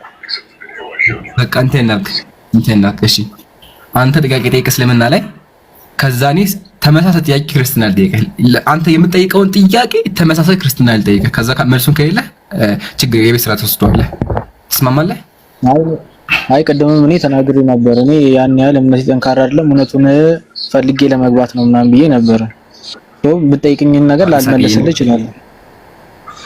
በቃ የማትችል ከሆነ ደግሞ ማለት ነው የምታውቀውን ትሞክራለህ። ከዛ የማታውቀው ደግሞ ከሆነ ምን ታደርጋለህ? በቃ የቤት ስራ ትወስደዋለህ። ሌላ ጊዜ ሄደህ ታጠነባታለህ። ገባህ? ችግር የለም። አዎ ገብቶኛል። አሁን ወደ ጥያቄ ማለፍ ትችላለህ። ኦኬ እንደነገርከኝ ከሆነ ቅድም እንዳላችሁ መልሳችሁልኛል። እሱ ላይ ቤዝዶኝ ስጠይቅ የሰው ልጅ ባላጠፋው ነገር የማይፈረድበት ከሆነ ወይም ደግሞ በመጨረሻ ላይ ተፈትኖ ፈተናውን ካለፈ በኋላ ወይ ገነት ወይ ሲኦል የሚገባ ከሆነ በሳሂ ሙስሊም 203 ላይ የነብዩ መሐመድ አባት በገሃነም ሄል ላይ እንዳሉ ይናገራል። እና ያንን ቃል በዛን ሰዓት እንዴት እስልምና ሳይደርሳቸው ስለ አላህ ሳይደርሳቸው እንዴት ተፈረደባቸው የሚል ጥያቄ ነበረኝ።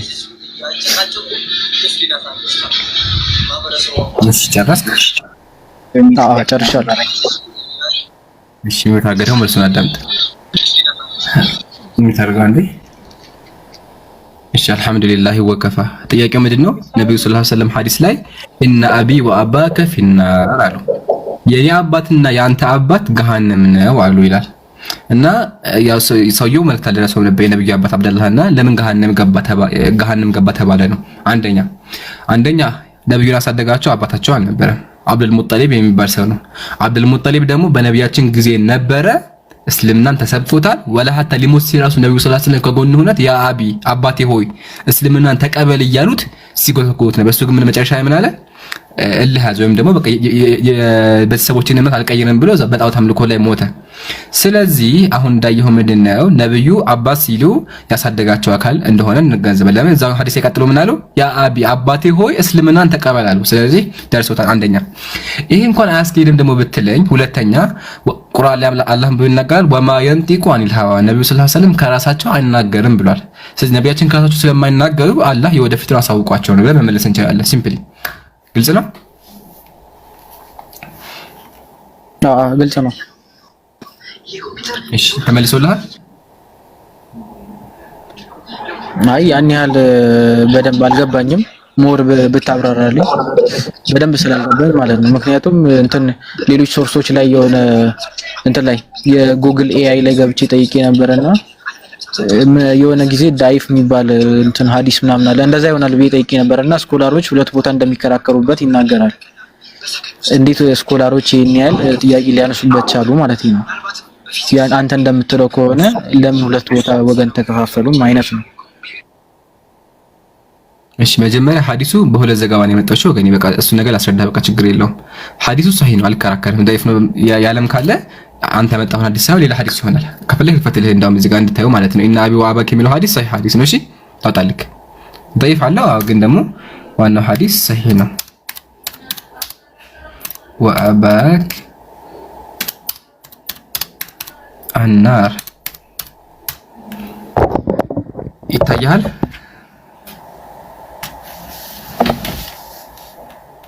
ይታያል ወገኔ?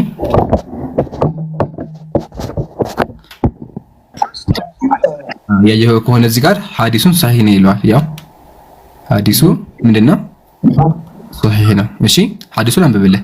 አነ ረጁለን አንድ ሰው ቃለ ያ ረሱላህ የአላህ መልእክተኛ ሆይ አላቸው፣ አይነ አቢ አባቴ የት ነው አላቸው። ፈቃለ አቡከ ወፊናር አባትህ እሳት ውስጥ ነው አሉት። ከዛ ፈለማ ፈቃ ቃለ ኢነ አቢ ወአባከ ፊናር ሰዮ ሐዘን ሲሰማ ነቢያችን ማለት ኢነ አቢ የኔም አባት እኮ ያንተም አባት እኮ ፊናሪ በእሳት ናቸው አሉ። ይሄን ይመስላል ሐዲሱ። እሺ አሁን ይሄን ካዝን መጀመሪያ ማወቅ ያለብህ ነብዩ ሰለላሁ ዐለይሂ ወሰለም አባታቸው አላሳደጋቸው። አባታቸው ነብዩ ከተረገዙ በኋላ ሳይወለዱ ነው የሞቱት። ሳይወለዱ አባታቸው ሞቶባቸዋል ነብዩ ሰለላሁ ዐለይሂ ወሰለም። ኦኬ ያሳደጋቸው ማን ነው? አብዱል ሙጠሊብ የሚባል አጎታቸው ነው ያሳደጋቸው ማለት ነው። ሌላ ሐዲስ ነቢያችን ነው አባቴ ሆይ ብለው በአባት ነገር እሱን ሰውዬ የሚገልጹት ማለት ነው። እሱ ሰውዬ ደግሞ በነቢያችን ጊዜ ነበረ። ከሱም ደግሞ አልፎ እስልምናን አቅርበውለት እስልምናን ሳይቀበል ሞተ። ከዛ እንደም ነቢያችን ነው ለአድኡን አላህ አንሁ እንደም ዱዓ አደርግለታለሁ ብለው ዱዓ ሳያደርጉለትም ነበር። ከዛ በኋላ አላህ ከለከላቸው። ስለዚህ አሁን ተገነዘብን ነብዩ አባስ ሲሉ አብ የሚሆነው አሳዳጊያቸው እንደሆነ ነው። አንደኛ ይሄ መልስ ግልጽ ይመስለኛል። ይሄን እንኳን አልቀበልም በቃ ካልከኝ ደግሞ እንደው ገሃነም ገባ እንኳን ቢባል እኮ ምንም ችግር የለውም። ለምን ነብዩ ሰለላሁ ዐለይሂ ወሰለም ከራሳቸው አይናገሩም፣ የወደፊቱን ነገር ሁሉን ያውቃሉ። ለምን አላህ ስለነገራቸው ወማ የንጢቁ አኒል ሀዋ ከራሳቸው አይናገሩም። ስለዚህ አላህ ያሳውቃቸዋል። ስለዚህ አላህ አሳውቋቸው የአባታቸው ሁኔታ ነገራቸው ነው። አላህ ደግሞ ሁሉን አዋቂ ነው። ስለዚህ አባታቸው የውመል ቂያማ ላይ ገሃነም እንደሚገባ አሳወቃቸው። ሲምፕል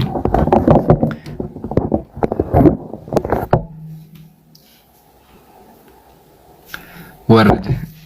ክርስትና ሳልጠይቅ ወረደ። አያቻ ጀማ ሳልጠይቅ ክርስትና ላይ ወረደ። ችግር የለውም ይሁን። እሺ እንቀጥላለን። እኛ ጥያቄ ያለው ካለ ኮሜንት ላይ ነው ጻፉ። ክርስቲያን ወገኖቻችን ካላችሁ ደግሞ ግቡ ትፈልጋላችሁ። እሺ ዩዘር አለ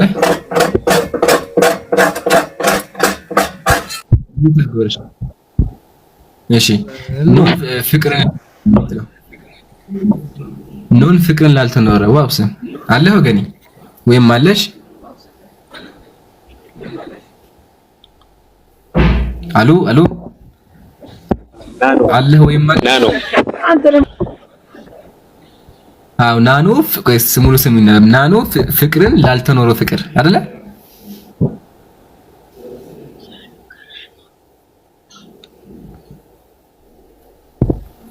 እንደዛ ነው የሚለው። እሺ ናኖ ፍቅርን ላልተኖረ ካለሽ አውሪ አልበዘርም ልናወርድሽ ነው ወገናችን፣ ወይም ደግሞ ወንድ ኮንክም እንደዛ። እሺ እናመሰግናለን። አውርዱት። እሺ አጀማ ሰው ሲቆይ እንደዚህ ተዋለ ሪፖርት ሊያደርጉ ሊሆን ስለሚችል ታች አድርጓቸውና ወገኖች ካላችሁ ቤታችን ክፍት ነው እየገባችሁ መልሱልን። ከላይ ያለው ዩዘር ኑሩ አቤት። ሰላም አለይኩም። ወአለይኩም ሰላም ወራህመቱላህ። እኔ የሆነ ነገር ልናገር ፈልጌ ነበረ። ፕሮግራም ላይ ሐቢቢ ኢንሻአላህ። ሐሳብ ምንድን ነው ያለ? አይ የኛ ልጆች ዝም ብሎ በየቦታው ምናምን እንደዚህ ለምሳሌ ክርስቲያኖች ምናምን ከፍቶ ይገባሉ ለማያውቁት ነገር ምናምን ሲከራከሩ ልታስተላልፍልኝ ነበረ። በየቀኑ አስተላልፋ ሪካርድም እንዳውም ፋፊ ለቀሽ አይደለ? ፋፊ ለቃለች። ፋፊ የኡስታዝ ሙአዝን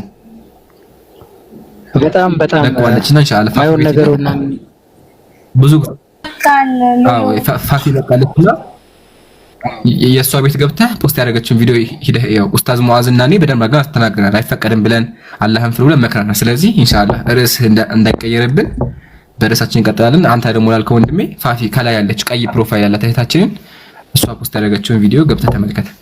እሺ ጥያቄ ያለው ካለ ኮሜንት ላይ ጻፉ። ሞዴሬተሮች አስገቧቸው። አብነት ይሰማሃል ወገኔ?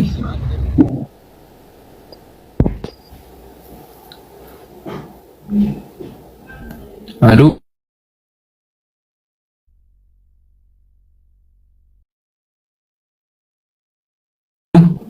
እሺ ወራል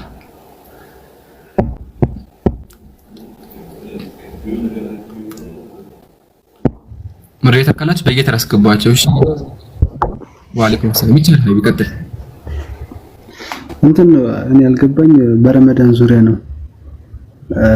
ቁርአን የወረደው በረመዳን ውስጥ ነው እና 28 ዓመት ፈትዋ ብቻ እንዳይሆን እንጂ ጠይቅ፣ ችግር የለውም። ፈትዋ አይደለም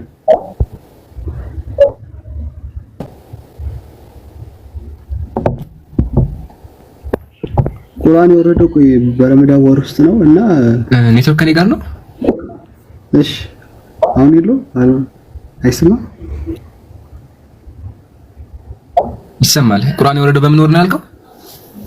በረመዳን ወር ውስጥ ነው እና 21 23 ዓመት ምናምን ፈጀ የሚለው ማለት በእንትን ነበር የሚመጣው ረመዳን ላይ ነበር የሚወርደው ቁርአኑ ወይስ እንዴት ነበር? እሱን ለማስረዳት ነው። አስረዳኝ ማለት ነው። እሺ አልহামዱሊላህ ወከፋ። መጀመሪያ ቁርአን ሁለት አይነት አወራረድ አለው። ሶስት ነው ግን ሁለት አገናዘው እንዲገባ ማለት ነው። ሁለት አይነት አወራረድ አለው። አንደኛው መውረድ ከአላህ Subhanahu Wa Ta'ala ወደ ጅብሪል ነው። ከዛ ጅብሪል አለይሂ ሰላም ደግሞ ሙሉ ቁርአኑን ወደ ሰማኡ ዱንያ ወደ አንደኛው ሰማይ በለይለተል ቀድር በአንድ ቀን አውርዶታል። በአንድ ቀን በለይለተል ቀድር ደግሞ ማለት መቼ ነው? በረመዳን ውስጥ ያለች አንዲት ሌሊት ነው። ስለዚህ አላህ Subhanahu Wa Ta'ala ቁርአኑ ሙሉ ወደ አንደኛው ሰማይ ወርዶ ነበር። ለዛ ነው አላህ ቁርአን ላይ ምን አለ? ኢና አንዘልናሁ ፊ ለይለተል ቀድሪ፣ እኛ እኮ ቁርአንን በለይለተል ቀድር አወረድ ነው አለ። ይሄ የሚያወራው ስለምንድን ነው? ጁመል ጥቅል በሆነ ደረጃ ቁርአን ከሰማይ ወደ አንደኛው ሰማይ ወርዷል ነው። ይሄ የወረደው ቁርአን ደግሞ በ27 ዓመት ውስጥ እየተከፋፈለ እንዳስፈላጊነቱ በአላህ ፍቃድ ወርዷል ማለት ነው። ስለዚህ ቁርአን ሁለት አይነት አወራረድ አለው። አንደኛው ሙሉ ጥቅል ወርዷል፣ ሁለተኛ ደግሞ እየተከፋፈለ በ27 ዓመት ውስጥ እንዳስፈላጊነቱ ወርዷል። ግልጽ ነው ወንድሜ ዳውድ? አሁን ይሰማል? ቆይ ዲያጎ ሚውታል ካንዴ ግልጽ ነው ወንድሜ ዳውድ። 23 ዓመቱ ምንድነው? እኔ ነው ወይስ ለ23 ምንሽ ቀጥለ ዳውድ 23 ዓመቱ ምን ሆነበት ነው? ቆይ ሲጻፍ ምናምን 23 ዓመት የፈጀው ነው። ከሰማኡ ዱንያ ወደ ነብዩ የመጣበት እንዳስፈላጊነቱ በ23 ዓመት ነው የወረደው። ጥቅል አልነበረም ቁርአን ሲወርድ ማለትም ነብዩ ሲያስተምሩ አላህ ቁርአን እያወረደ ቀጠለ። ከዛ ሲሞቱ ቁርአን ተሟላ ማለት ነው። ግልጽ ነው።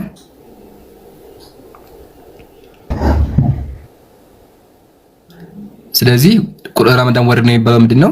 ረመዳን የወረደው ሙሉ ቁርአን ከአላህ Subhanahu Wa Ta'ala ወደ አንደኛው ሰማይ የመጣበት ነው። ከዛ በ23 ዓመት እንዳስፈላጊነቱ የተከፋፈለ በመልአኩ ጅብሪል አማካኝነት ቁርአኖቹ አንቀጾቹ ወረዱ ማለት ነው። ይሄን ይመስላል። እሺ ዲያጎ ሰላም ብያለሁ።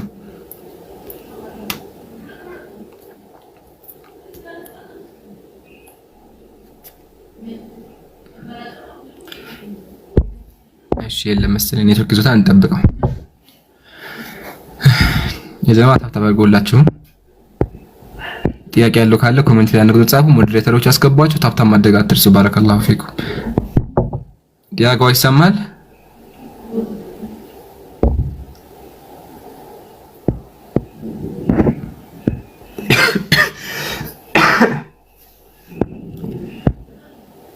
እሺ ኮሜንት ላይ ኑጥ የጻፈ አይታየኝም እስካሁን። ፋፊ ካለሽ ያስገባሽ አስገባቸው። ኮሜንት ላይ ኑጥ የሚጽፉ ካሉ ሀበሽ አንድ ጻፉ። ጥያቄ ያላችሁ አንድ ቁጥር ጻፉ እና 100 ሺህ እናስገባው ታቡን ነው። ጀዛኪላ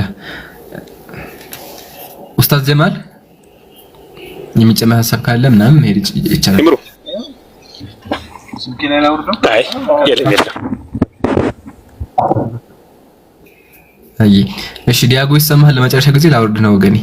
የማይሰማ ከሆነ ኔትወርክ አስተካክለን መመለስ አለብህ። እሺ እናመሰግናለን። ቀጣይ አይ ገሱ 22 ሰው አለ፣ ግን አብዛኞቹ ሙስሊሞች ናቸው። ጥያቄ ደግሞ አለን አላሉ። ለዛ እኮ ጥያቄ ያለው ካለ ደግሞ አለሁኝ። ኮሜንት ላይ አንድ ቁጥር ጻፉ ብያለሁ። እሺ እሺ መሐመድ አው ገስት የላክ ብቻ አይገቡም። እሺ ጥያቄ የሌላችሁም ሰዎች ገስት ስለሚልኩ ማነው ጥያቄ ያላችሁ አንድ ቁጥር ጻፉ ትገባላችሁ። የክብታ ጀዛከላ። እሺ መሐመድ አሬ አላህ ዛሬ ቀን ምንድን ነው? ሰላም አለይኩም። ወአለይኩም ሰላም።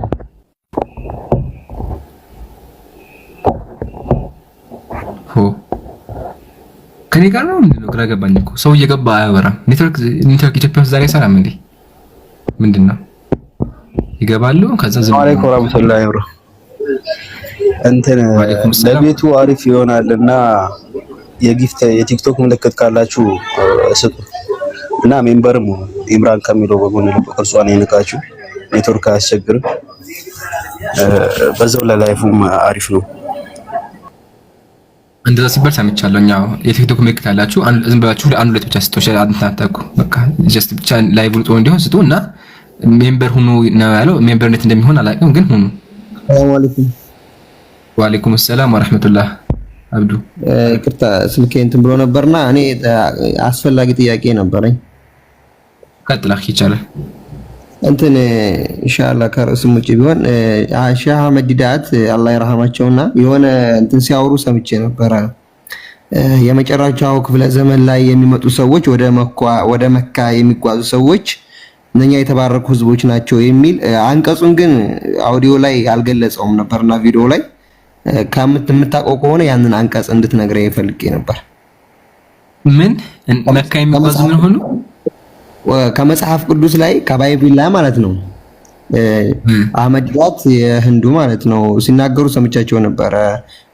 ከመጽሐፍ ቅዱስ አወጥተው ወደ መካ የሚጓዙ ሰዎች በመጨረሻው ክፍለ ዘመን ላይ ወደ ተባረከችው መካ መኮ ነው የሚለው እዛ ባይብሉ ላይ ማለት ነው። በምንኛ ነው ይሄ ቋንቋ ሲተረጎም ደግሞ መካ ማለት ነው። እና ወደዛ የሚጓዙ ህዝቦች የተባረኩ ናቸው ብሎ እዛው መጽሐፍ ቅዱስ ላይ ይናገራል። ያንን ደግሞ እንደ መረጃ አድርገው የአሁኑ ማህበረሰብ ደግሞ የሚጓዝ ያለው ሙስሊሙ ነው። ወደ መካ ወደ ካዕባ ሊዘይር የሚሄደው ሙስሊሙ ነው ስለዚህ ከክርስቲያን ወደዛ የሚሄድ ወይ ደግሞ የሚሰግድ የለም። ስለዚህ ትክክለኛው እምነት የኛ ነው ብለው ማስረጃ አውጥተው ነበረ፣ ግን አንቀጹን አልነገሩንም ያለበትን ቦታ ማለት ነው። እሺ እኔ እንደዛ የሚል ጥቅስ ባይብል ላይ እስከ አንብቤ አላውቅም። ባለኝ ዕውቀት መሰረት እንደዛ የሚል አላውቅም። ወደ መካ የሚሄዱ ሰዎች የተባረኩ ናቸው ምናምን እንደዛ የለም። ግን መዝሙረ ዳዊት አንድ ጥቅስ አለ፣ በበካ ሸለቆ እንደሚያልፉ የሚናገር ጥቅስ አለ። ላውጣልክ በካ ብሎ አስቀምጠዋል። እሱን ፈልገህ ከሆነ ማለት ነው። ግን አንተ እንዳልከው የተቀበለ ካለ እንደሱን አላውቅም። እኔ እስካሁን ሰምቼ አላውቅም። በካ ነው የሚለው በካ የሚል አለ። እያወጣሁልን ነው። ቆይ አንዴ መዝሙረ ዳዊት ላይ አለ በካ ብሎ በበካ ብሎ ይናገራል። በካ ማለት መካ ማለት ነው። በካ የመካ ሌላ ስም ነው። ቁርአን ላይ ማለት ቢበከተ ሙባረካ ብሎ አስቀምጠዋል። እሺ መዝሙሩን ንገረኝ። ያው ቁርአኑንም አንቀበልም ብሎ እሺ ላጣልክ የጀማ ጥቅሱን ከወጣላችሁ ንገሩኝ ኮሜንት ላይ። መዝሙረ ዳዊት ግስ ያደረኩት እንዴት እንደሆነ አጣንክ። አይዋ በለቅሶ ሸለቆ ውስጥ በስፍራ የቆመ በረከት ነው። ይሄ በለቅሶ ሸለቆ ውስጥ ብቻ የሚል ያለው እሱ ደግሞ መዝሙረ ዳዊት ምዕራፍ 80 ቁጥር 6 ላይ ነው። መዝሙረ ዳዊት ምዕራፍ 80 ቁጥር 6 ላይ በለቅሶ ሸለቆ ብሎ በካ ብሎ አስቀምጠዋል። ኦኬ በምን መዝሙረ ዳዊት ምዕራፍ 80 ከቁጥር 1 ጀምሮ እዛው አለ። መዝሙረ ዳዊት ምዕራፍ 80 ትክክል ነኝ። መዝሙረ ዳዊት ጀዛከላሁ ሚዳቂ እንግሊዘኛውን ሂብሩን ቼክ አድርገው ትክክል ናችሁ። ሂብሩን ቼክ አድርገው ሙሉ ስታነበው እዛው ላይ የአምላክ ማደሪያ እንዳለ ነፍሴ እግዚአብሔር አዳዊት ትወዳዋለች፣ ልቤ እግዚአብሔርን ተመሰግናለች እያለ ከዛ ወደ እርሷ ቤት አስገባኝ እያለ ይናገራል። በዛ ቀጥሎ ደግሞ በበካ ሸለቆ እያለ ይናገራል። ሄደህ ሙሉ ምዕራፍ 80 ላይ ቁጥር 1 ላይ ነው። ነፍስ ምዕራፍ 84 ምዕራፍ 84 ግን ሙሉ ታሪኩ በለቅሶ ሸለቆ ስለሆነ የሚለው ለቅሶ የሚለውን በካ እንደሚማው ከፈለክ ሂብሩን ሄደህ ቼክ አድርገው። የሂብሩ ባይብል ማለት ነው። እሺ ስለሱ ጋር በካ አማርኛ ሸለቆ ነው የሚያታየው። እዚህ ጋር በለቅሶ ሸለቆ ነው የሚለው። በለቅሶ ሸለቆ ነው እንዴ? እሺ እሺ ከስራ ያለው ሆዶት እሺ ሙስሊም ነህ ክርስቲያን ወገኔ? ሙስሊም ነኝ። እሺ ጥያቄ ነው ወይስ? እሺ ቀጥይ። ቁርአን ላይ ማለት ነው ልክ ሱረቱ ሕዝብ ላይ ምዕራፎችን ላይ ልክ እንዳለው አልኪታብ ብሎ የሚመጣው ቁርአንን የሚያመለክት ከሆነ ሰው ነው ይሄ አልኪታብ ብሎ የሚመጣው ቁርአን የሚያመለክት ከሆነ ቁርአን ደግሞ ነብዩ ከሞቱ በኋላ ከሆነ ሙስሐፍ ሆኖ አንድ ላይ ምንድነው አንድ ላይ የሆነው እዛ ጋር ኪታብ ይላል።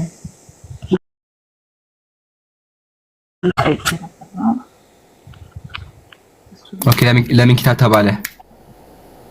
ኪታብ ተብሎ እንዴት መጣ? ሌላ ኪታብ ነበር ወይ ከዛ የዛን ሰዓት ላይ? እሺ አልሐምዱሊላህ ወከፋ። መጀመሪያ ቁርአን መጽሐፍ ተብሏል። ሲጀመር ቁርአን መጽሐፍ ነው። ሱረቱል በቀራ አላህ ምን አለ? ይህ መጽሐፍ ከአላህ ለመሆኑ አለ። ይህ መጽሐፍ አለ። ጥያቄው ምንድነው? በነብዩ ጊዜ ቁርአን ካልተጻፈና ካልተሰበሰበ እንዲህ ብሎ መጽሐፍ ይባላል ነው። እሺ ወደ መልሱ ስንገባ መጽሐፍ የሚባለው የተጻፈ ብቻ አይደለም።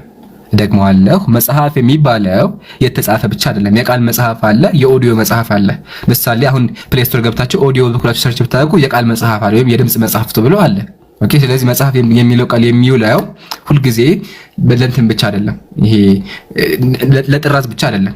አንደኛ፣ ሁለተኛ ደግሞ ቁርአን ይጻፍ ነበር። ቁርአን ይጽፍ ነበር ሱሐቦች። ላሳያችሁ በጣም ብዙ ሐዲሶች ላይ ሱሐቦች ብለው ይናገራሉ።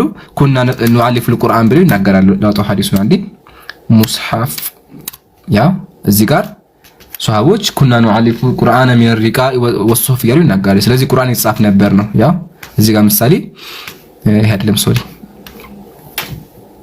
ስታካረገብኝ አይባ ጀሙል ቁርአን ተመከቱ እንደዚህ ይላል። ኩንቱ አክቱቡል ወህይ እንደ ረሱልላህ ወህይን ቁርአንን እጽፍ ነበር አለ።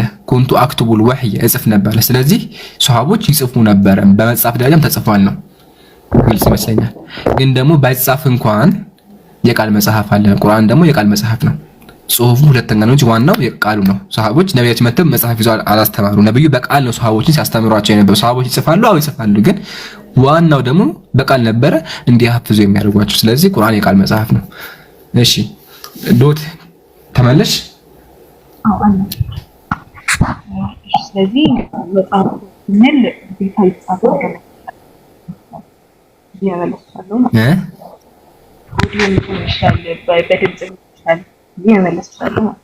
ድምፅሽ ይርቋል። እህቴ ለማስተካከል ሞክሪ።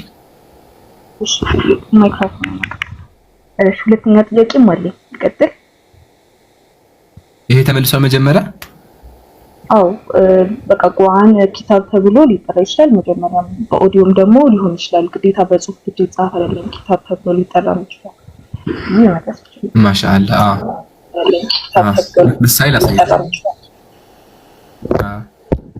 ምሳሌ ይሄ መጽሐፍ ተመልከቹ። ተሕሪር ወተንዊን እንደዚህ ይላል። ወልቂራአ አለ መጽሐፍ የሚባለው ነገር አለ ንጥቁን ቢከላሚ ሙዐየን የሆነን ቃል መናገር ነው አለ። መክቱብ የተጻፈን አው መሕፉዝ አላ ظهر ቀልቢን በቃል ደረጃም የተሐፈዘ አለ። ስለዚህ በቃልም ይሁን የሚነበብም ሲሆን መጽሐፍ ይባል ይችላል። መጽሐፍም በእጅ እንደዚህ የሚያዝና በቃል ምሳሌ ነው መጥቼ አልሐምዱሊላሂ ረቢል ዓለሚን ብዬ ስናገር ምን አደረኩኝ? ቁርአን ቀራ ማለት ደግሞ አነበበ which means የሆነ የሚነበብ ነገር አለ። እሱን ደግሞ የቃል መጽሐፍ ነው። መቀጠል ትችላለሽ።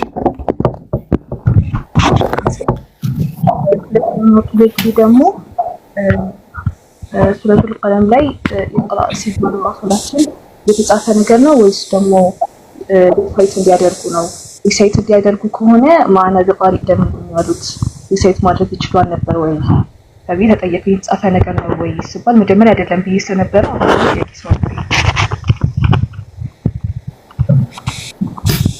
እሺ አልሐምዱሊላህ ወከፋ። መጀመሪያ ጅብሪል መጥቶ ይቅራ ስላቸው የነበረው እሳቸውን ያስጨነቃቸው እንዲጠነክሩ እያደረጋቸው እየፈተናቸው ነበረ። ፈተና እየቀረበላቸው ነበረ። ነብዩ ደግሞ የዛ ሰዓት የሚነበበው ምን እንደሆነ አያውቁም ነበር። ስለዚህ ማዕና ቢቃሪ እኔ አንባቢ አይደለሁም አሉ። which means ስለምን እያወራ እንደሆነ እራሱ አልገባቸውም ነበር። ነብዩ አላወቁም። ግን ይቅራ ሲላቸው መጽሐፍ ይዟል እንደ ከተባለ አልያዘም። ለዛ ከነው ቀጥሎ ምን አለ በአራተኛው ዙር ላይ اقرأ باسم ربك الذي خلق الإنسان من علق اقرأ وربك الأكرم ብሎ ጌታ ቸር ነው አንብብ ያንን ሰው ልጅ በፈጠረ ብሎ ተናገረ። ጅብሪል ላይ መቼም ጅብሪል መጽሐፍ ይዞ መጣ። ስለዚህ በቃሉ ነብዩ ማለት ያለባቸውን ነገራቸው። ነብዩ ደግሞ ችን ቃል ይዘው ወደ ቤታቸው ገቡ ማለት ነው። ይሄን ያጅልኝ ሲቀጥል እዛው ቅድም አንብብልሽ ደግሜ አንብብልሽ ተፍሲር ተሕሪር ወተንዊን እንደዚህ ይላል። ወልቂራአ ንባብ ብሎ ማለት አለ ኑጥቁን ቢከላሚ ሙዐየን የሆነን ቃል በአፍ መናገር ነው። መክቱብ የተጻፈን አው መሕፉዝ አላ ظهر ቀልቢን የተሐፈዘም ይሁን የተጻፈን ነገር ማንበብ ነው። ስለዚህ ጅብሪል መጥቶ ያንን ቁርአን በቃል ያለው መጽሐፍ በቃል የተሐፈዘው መጽሐፍ ነው አንብብ ያላቸው እንጂ መጽሐፍ ይዞ አልመጣም። ነብዩም ደግሞ ማዕና ቢቃል እኔ ማንበብ አልችልም ያሉት የሚነበበው ምን እንደሆነ ስለማያውቁ ነው የዛን ጊዜ። ከዛ ጅብሪል ቀጥሎ ምን አለ? ይቅራ ቢስሚ ረቢከ الذي خلق ብሎ ማለት ያለባቸውን አስተማራቸው። ነብዩም ደግሞ እችን ቃል ይዘው ፈረጃ ቢሃ ኢላ ኸዲጃ ወደ ኸዲጃ ወደ ሚስታቸው ተመለሱ ይላል። ታሪኩ ይሄን ይመስላል። ግልጽ ነው።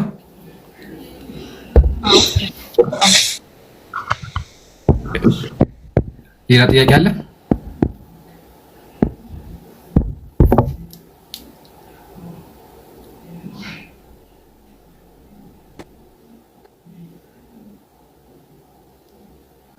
ይተክዞታል። እሺ ጥያቄ ያለው ካለ ያ ጀማ ኮሜንት ላይ ነው ተጻፉ።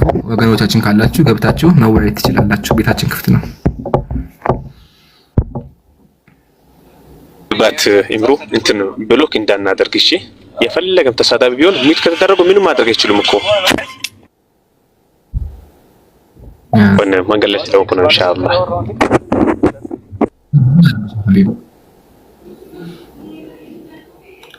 እሺ ራስታ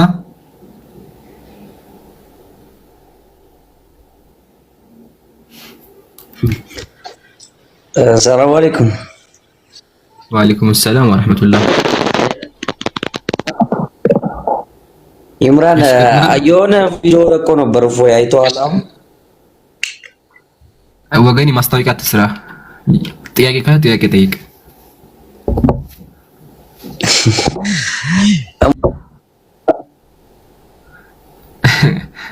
ኮረደሽ ያ ጀማ ሌላ ጊዜ ሲገቡ ከቻላችሁ ራሳችሁ አይታችሁ ሪፖርት አድርጋችሁ ማለፍ ነው እንጂ ማስታወቂያ እየመጣችሁ አትስሩ። እዚህ ጥያቄ ያልገባው ከጥያቄው እዚህ ይሄ ቦታ ላይ አልገባኝም ብሎ መጠየቅ ነው። እሺ ጥያቄ ያለው ካለ አሁን አንድ ቁጥር ጻፉ። ጥያቄ ያለው ካለ ኮሜንት አንድ ቁጥር ጻፉ።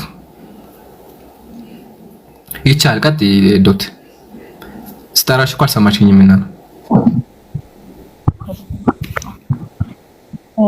ሶስተኛው ጥያቄ ደግሞ ትንሽ ረዘም ያለ ነው። እንዴት ነው ኮምፕሌክስ አንድ ላይ አድርገው ነው እንትን ይፈራታም አባህማን ልጅ ቢኖር ኖሮ እኔ የመጀመሪያው ተገዥ ነበር መሆኑ ወይ ደግሞ ወርሺፕ ማድረገው እኔ ነበር ከሚለውን እና ከዛ አላህ ደግሞ ሌላ አያ ላይ ደግሞ ልጅ እንዲኖረው ቢፈልግ ኖሮ ይመርጥ ነበር ከፈጠራቸው ነገሮች ላይ ይመርጥ ነበር አለ። ከዛ ሶስተኛ ደግሞ ከዛ ላይ የሚያነሱ መርየም ደግሞ ተመርጣለች ከሴቶች ሁሉ መርጫት አለው ብሏል። እሷ ደግሞ ልጅ ደግሞ ሰጥቷታል ለሷ። ስለዚህ የሆነ ተዟዙሮ ነገር ብቻ እንደዛ አይነት አንድ ላይ አድርገውት ወደ ልጅ አስጠጉት ማለት ነው። ስለሚችል በሚል ገባኝ። እንጀምር ከመጀመሪያ የመጀመሪያው አንቀጽ ያመጣሽው ለው ካን ሊረህማን የሚለው ሱረቱ ሳድ ነው አይደለ? ሱረቱ ማን ነው? አንዴ ሱረቱን አላስቀምጠውም። ቆይ አንዴ ሱረቱ ዙህር ቁጥር 81 ነው። ምን ይላል? ለአላህ ልጅ ቢኖር ለመጀመሪያ ማወቅ ያለብን ነገር በአረብኛችን ለው የሚባለው ወይም ደግሞ ኢፍ የሚባለው አነጋገር አለ። ምሳሌ ዶት ወይም ደግሞ አንድ ዲያቆን ሴት ቢሆን ኖሮ እኮ ዲያቆን አይሆንም አልኩኝ። አንድ ሰው ሴት ቢሆን ኖሮ ዲያቆን አይሆንም አልኩኝ። ስለዚህ ምን ይለኩ ያሉት ያ ሰውዬ ወንድ ነው ማለት ነው አይደለ? ያ ሰውዬ ወንድ ነው ማለት። ስለዚህ አላህም እዚህ ጋር እየተናገረ ያለው እንደውም ጭራሹን ለአላህ ልጅ እንደሌለው ለዛ ነው ነብያችን አላህ ቁል አለ በላቸው አንተ መሐመድ በላለ ምን አለ? ኢን ካነ ሊርrahማኒ ወለድ ለአርrahማን ልጅ ቢኖረው which means ሊኖረው አይችልም ነው። እሺ ወአና አወል አቢዲን የመጀመሪያው አምላኪ ነኝ አለ። ለምን?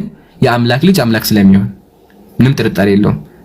የሰው ልጅ ሰው ነው፣ የዚህ ልጅ ጅን ነው እና ቃል ምንም ጥርጣሬ የለውም።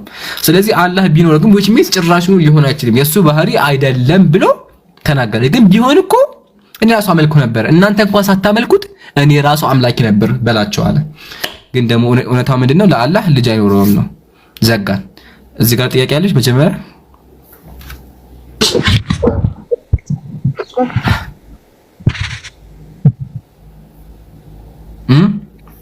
እሱ ጋር ግልጽ ነው።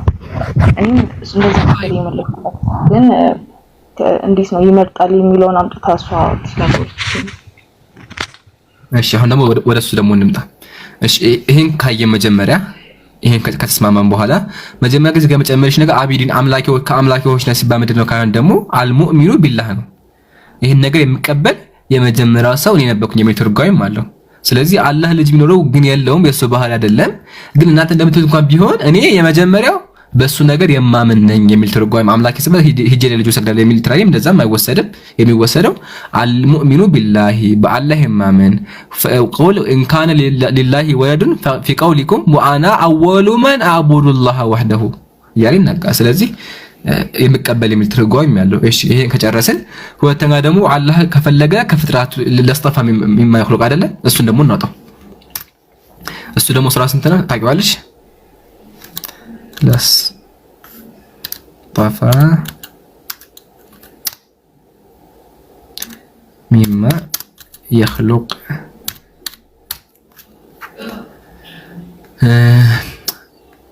አንቀጹ ምንድን ነው? አስታውሽ አንቀጹ ምንድን ነው የሚለው ጥያቄ ዶት ነጥብ ያለሽ እህታችን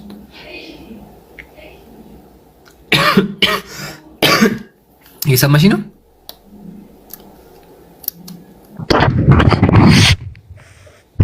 አንቀጹ የጠየቅሽበት ጥያቄ አንቀጹ የት ነው ያለው? ሁለተኛው ወይም ቃሉን ንገሪኝ። ቃሉን አንድ ቃል ንገሪኝና ሰርች አደርገዋለሁ። አያው ነው ቁጥሩን አላውቅም። ሐሳቡን ንገሪኝ። አላህ ልጅ እንዲኖር ይፈልግ ኖሮ ከፈጠራቸው ላይ ይመርጥ ነበር፣ ከፍጥሯኖቹ ላይ ይመርጥ ነበር። እሺ አራደ አላሁ አን የተኺዘ ወለደን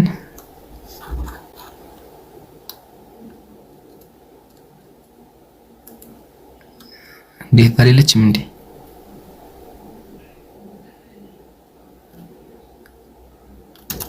እሺ ወለደን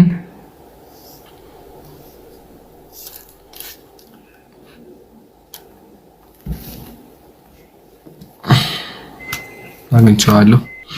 ሱረቱ ዙመር ቁጥር 4 ነው። እሺ ሱረቱ ዙመር ቁጥር 4 እንደዚህ ይላል። ለው አራደ አላሁ አን የተኺዘ ወለደን አላህ ልጅ መያዝ ቢፈልግ እኮ ለስጠፋ ሚማ የኽሉቁ ከፈጠረው ነገር ይይዝ ነበር።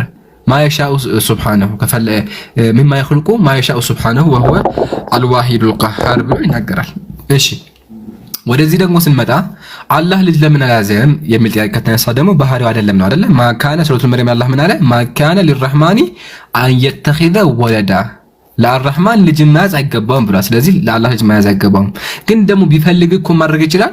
ከፈጠረው ፍጥሮች መላእኮችን መያዝ ይችላል። ከፈለገ አዲስ ፍጥረት መፍጠር ይችላል። ፈጥሮ ልጅ ማለት ይችላል አይደለ እንዴ? ይችላል። ግን ደግሞ ምን አለ ቀጥሎሳ? ባህሪ አይደለም ማለት ከዛ ማየሻ ሱብሃነህ ጥራት ይገባዋል። እዛው ላይ ጥራት ይገባዋል። ሱብሃነህ ይታያቸዋል። ሱብሃነህ ጥራት ይገባው አለ። ስለዚህ ባህሪው አይደለም ብሎ ተናገረ። ግን ደግሞ ልጅ አልያዘው እነሱ እንደሚሉት ደካማ ሆኖ ወይም ደግሞ አይደለም ባህሪው ስላልሆነና ለልቅናው ስለማይገባ ነው። ለዛው ሱብሃነሁ ይሄ ውሸት ጥራት ይገባ ብሎ እዛው ተናገረ። ግን ደግሞ ከፈለገ ማድረግ ይችል ነበር። ከፍጥረቶች መላእኮችን መያዝ ይችል ነበር ነው። እዚህ ጋር ቅሬታ አለ።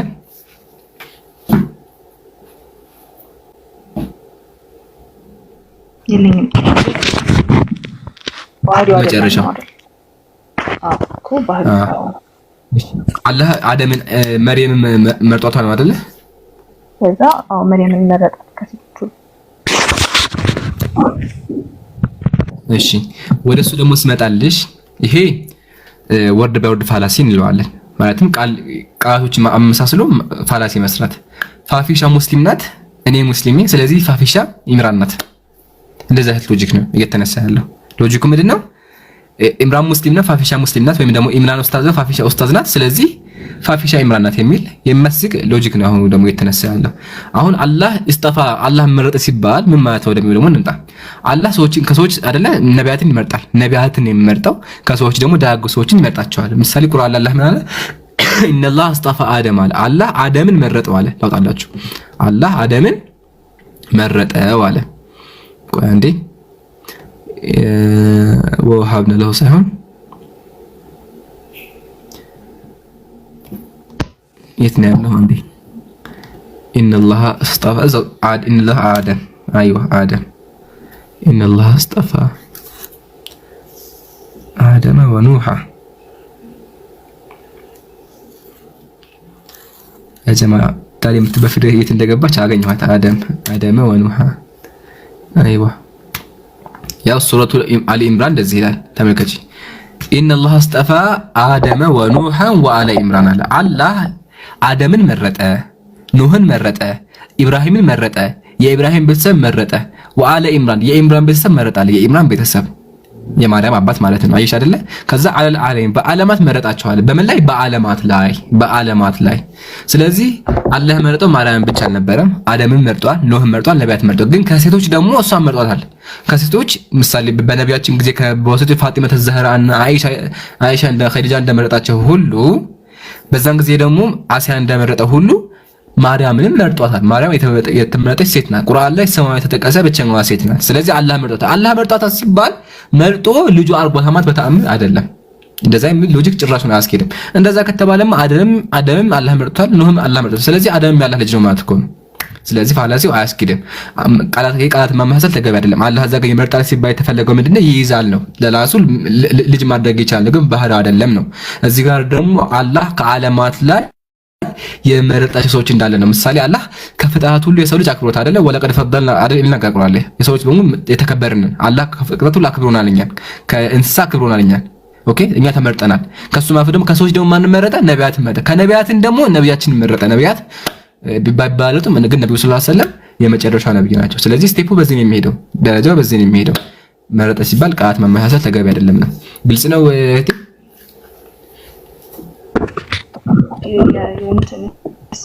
ዒሳ ንጹህ መሆኑ ከሌሎች ሁሉም ከቁርአኖች ሁሉ ይለያል። ዘከሪያም ንጹህ ዘከሪያም ንጹህ ተብሏል ቁርአን ላይ ወነብይን ወሐሱረ ብሎ ገልጾታል።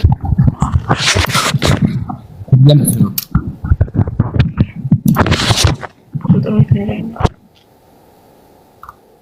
ንጹህ መሆን አንድ ሰው ንጹህ ሆነ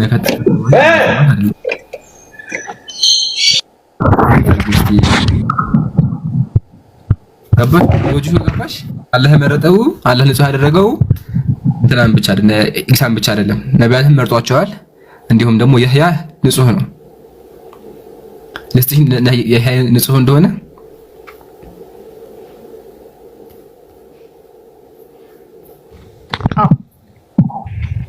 እሺ ወስይደን ወሐሱራን ወነብይ ሚነ ሷሊሂን ሱረቱ አሊ ኢምራን ቁጥር 39 ላይ ማለት ነው። ምን ይለዋል? ያው እዚህ ጋር ፈናለቱል መላኢከቱ ወሁወ ቃኢም ዩሰሊ ፊል ሚህራብ እየሰገደ ሳለ መላእክቶች ጠሩት። ኢነላህ ዩበሽሩከ ቢየሕያ አላህ በየሕያ ያበስርሃል፣ ሙሰዲቀን ቢከሊመቲ ሚነላህ ከአላህ በሆነ ቃል የሚያረጋግጥ፣ ወሰይደን ጌታ ነው አለ፣ ወሐሱረን ንጹህ ነው አለ፣ የተጠበቀ፣ ወነብይ ሚነ ሷሊሂን አለ፣ ከደጋግ ነቢያት ነው አለ። ሐሱር ይለዋል። አሁን አማርኛውን ደግሞ እንክፈተው፣ አማርኛውን እንደሚል ለማወቅ ማለት ነው። ሱረቱ አሊ ኢምራን 39 እንክፈተው። አሊ ኢምራን 39 እሺ፣ ያው እንደዚህ ይላል። እነሆ እርሱም በጸሎት ማድረሻ ቆሞ ሲጸልይ አለ አላህ በየህያ ከአላህ በሆነ ቃል የሚያረጋግጥ ጌታም ድንግልም ከደጋጎችም ነብይ ሲሆን አበስራል አለ። ድንግልም ብሎ አስቀምጦታል። ስለዚህ ተጠብቅ ነበረ ማለት ነው። ማን? የህያ። እንቀጥል ቆይ አንዴ። ከዛ በኋላ ሱረቱል መርየም ላይ እንመለስ።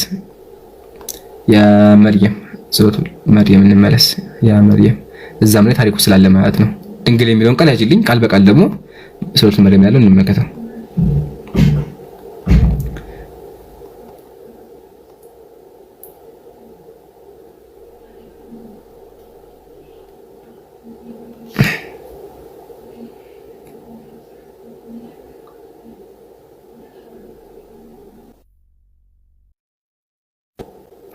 ሱረቱል መርየም እንደዚህ ነው። ወዝኩር ረሕመቱ ረቢከ አብደሁ ዘከሪያ አላህ አለ በዘከሪያ ላይ የዋለውን ችሎታ አስታውስ። ኢዝ ናዳሁ ረቡሁ ኒዳን ሐፍያ ጌታውን የሚስጥርን ጠሪ በተጠራ ጊዜ አስታውሳለህ። ናዳ ረበሁ። እሺ ቃለ ረቢ ኢኒ ወሀነ አልዐዝሙ ሚኒ ወሽተዐለ ራሱ ሚኒ ሸይባ አለ ጌታዬ ሆይ እኔ አጥንቴ ደከመ፣ ራሴን በሽበት ተንቀለቀለ። ከዛ እንቀጥል። ከዛ በኋላ የሪቱኒ ልጅ ሰጠኝ፣ የሚወርሰኝ ልጅ ሰጠኝ አለ። ከዛ አላህ ማለት ያ ዘከሪያ ሆይ እኛ በወንድ ልጅ ስሙ የህያ በሆነ ከዚህ በፊት ሞክሼን ባላደረገት እናበስራለን አለው። ከዛ ልጅ እንዲኖረኛል አለ። ከዛ በኋላ ስራው እንደዚህ ነው አለ። ከዛ በኋላ ቀጥል ፈኸረጀ ዐላ ቀውሚሂ ፈአውሐ ኢለይሂም አን ሰቢሑ ያ ያኹዙ ኪታቢ ቁዋ ወሐናን ሚለዱና ወዘካተ ወካነ ተቅያ። አይዋ ያው ከኛም የሆነ ርህራሄ ንጽህናንም ሰጠነው ጥንቁቅም ነበር አለ። አይሽ አይደለ? ይሄን አገኘሽው እህቴ? ያ አለሽ ቃል በቃል ላልኩሽ ይሄን ነው። ቅድም ሐሱር ወላ እዚህ ጋር ደግሞ ንጹህ ይለዋል። ያ ነበር ከኛም የሆነ ርህራሄ ንጽህናንም ሰጠነው አለ። ወሐናን የሚሄዱ ወዘካተ ወካነ ተቅያ ገልጿል። ጥንቁቅም ነበር አለ። ስለዚህ ንጹህ ተብሏል።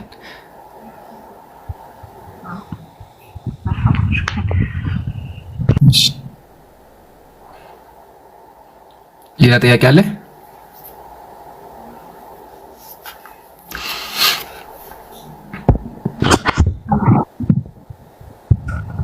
ምን አልሽኝ?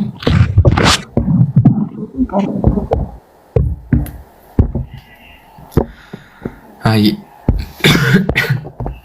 እሺ ጥያቄ ያለው ካለ ጂጂ ባቢሎን ሰላም ብያለሁ። አሁን ገና አየሁት።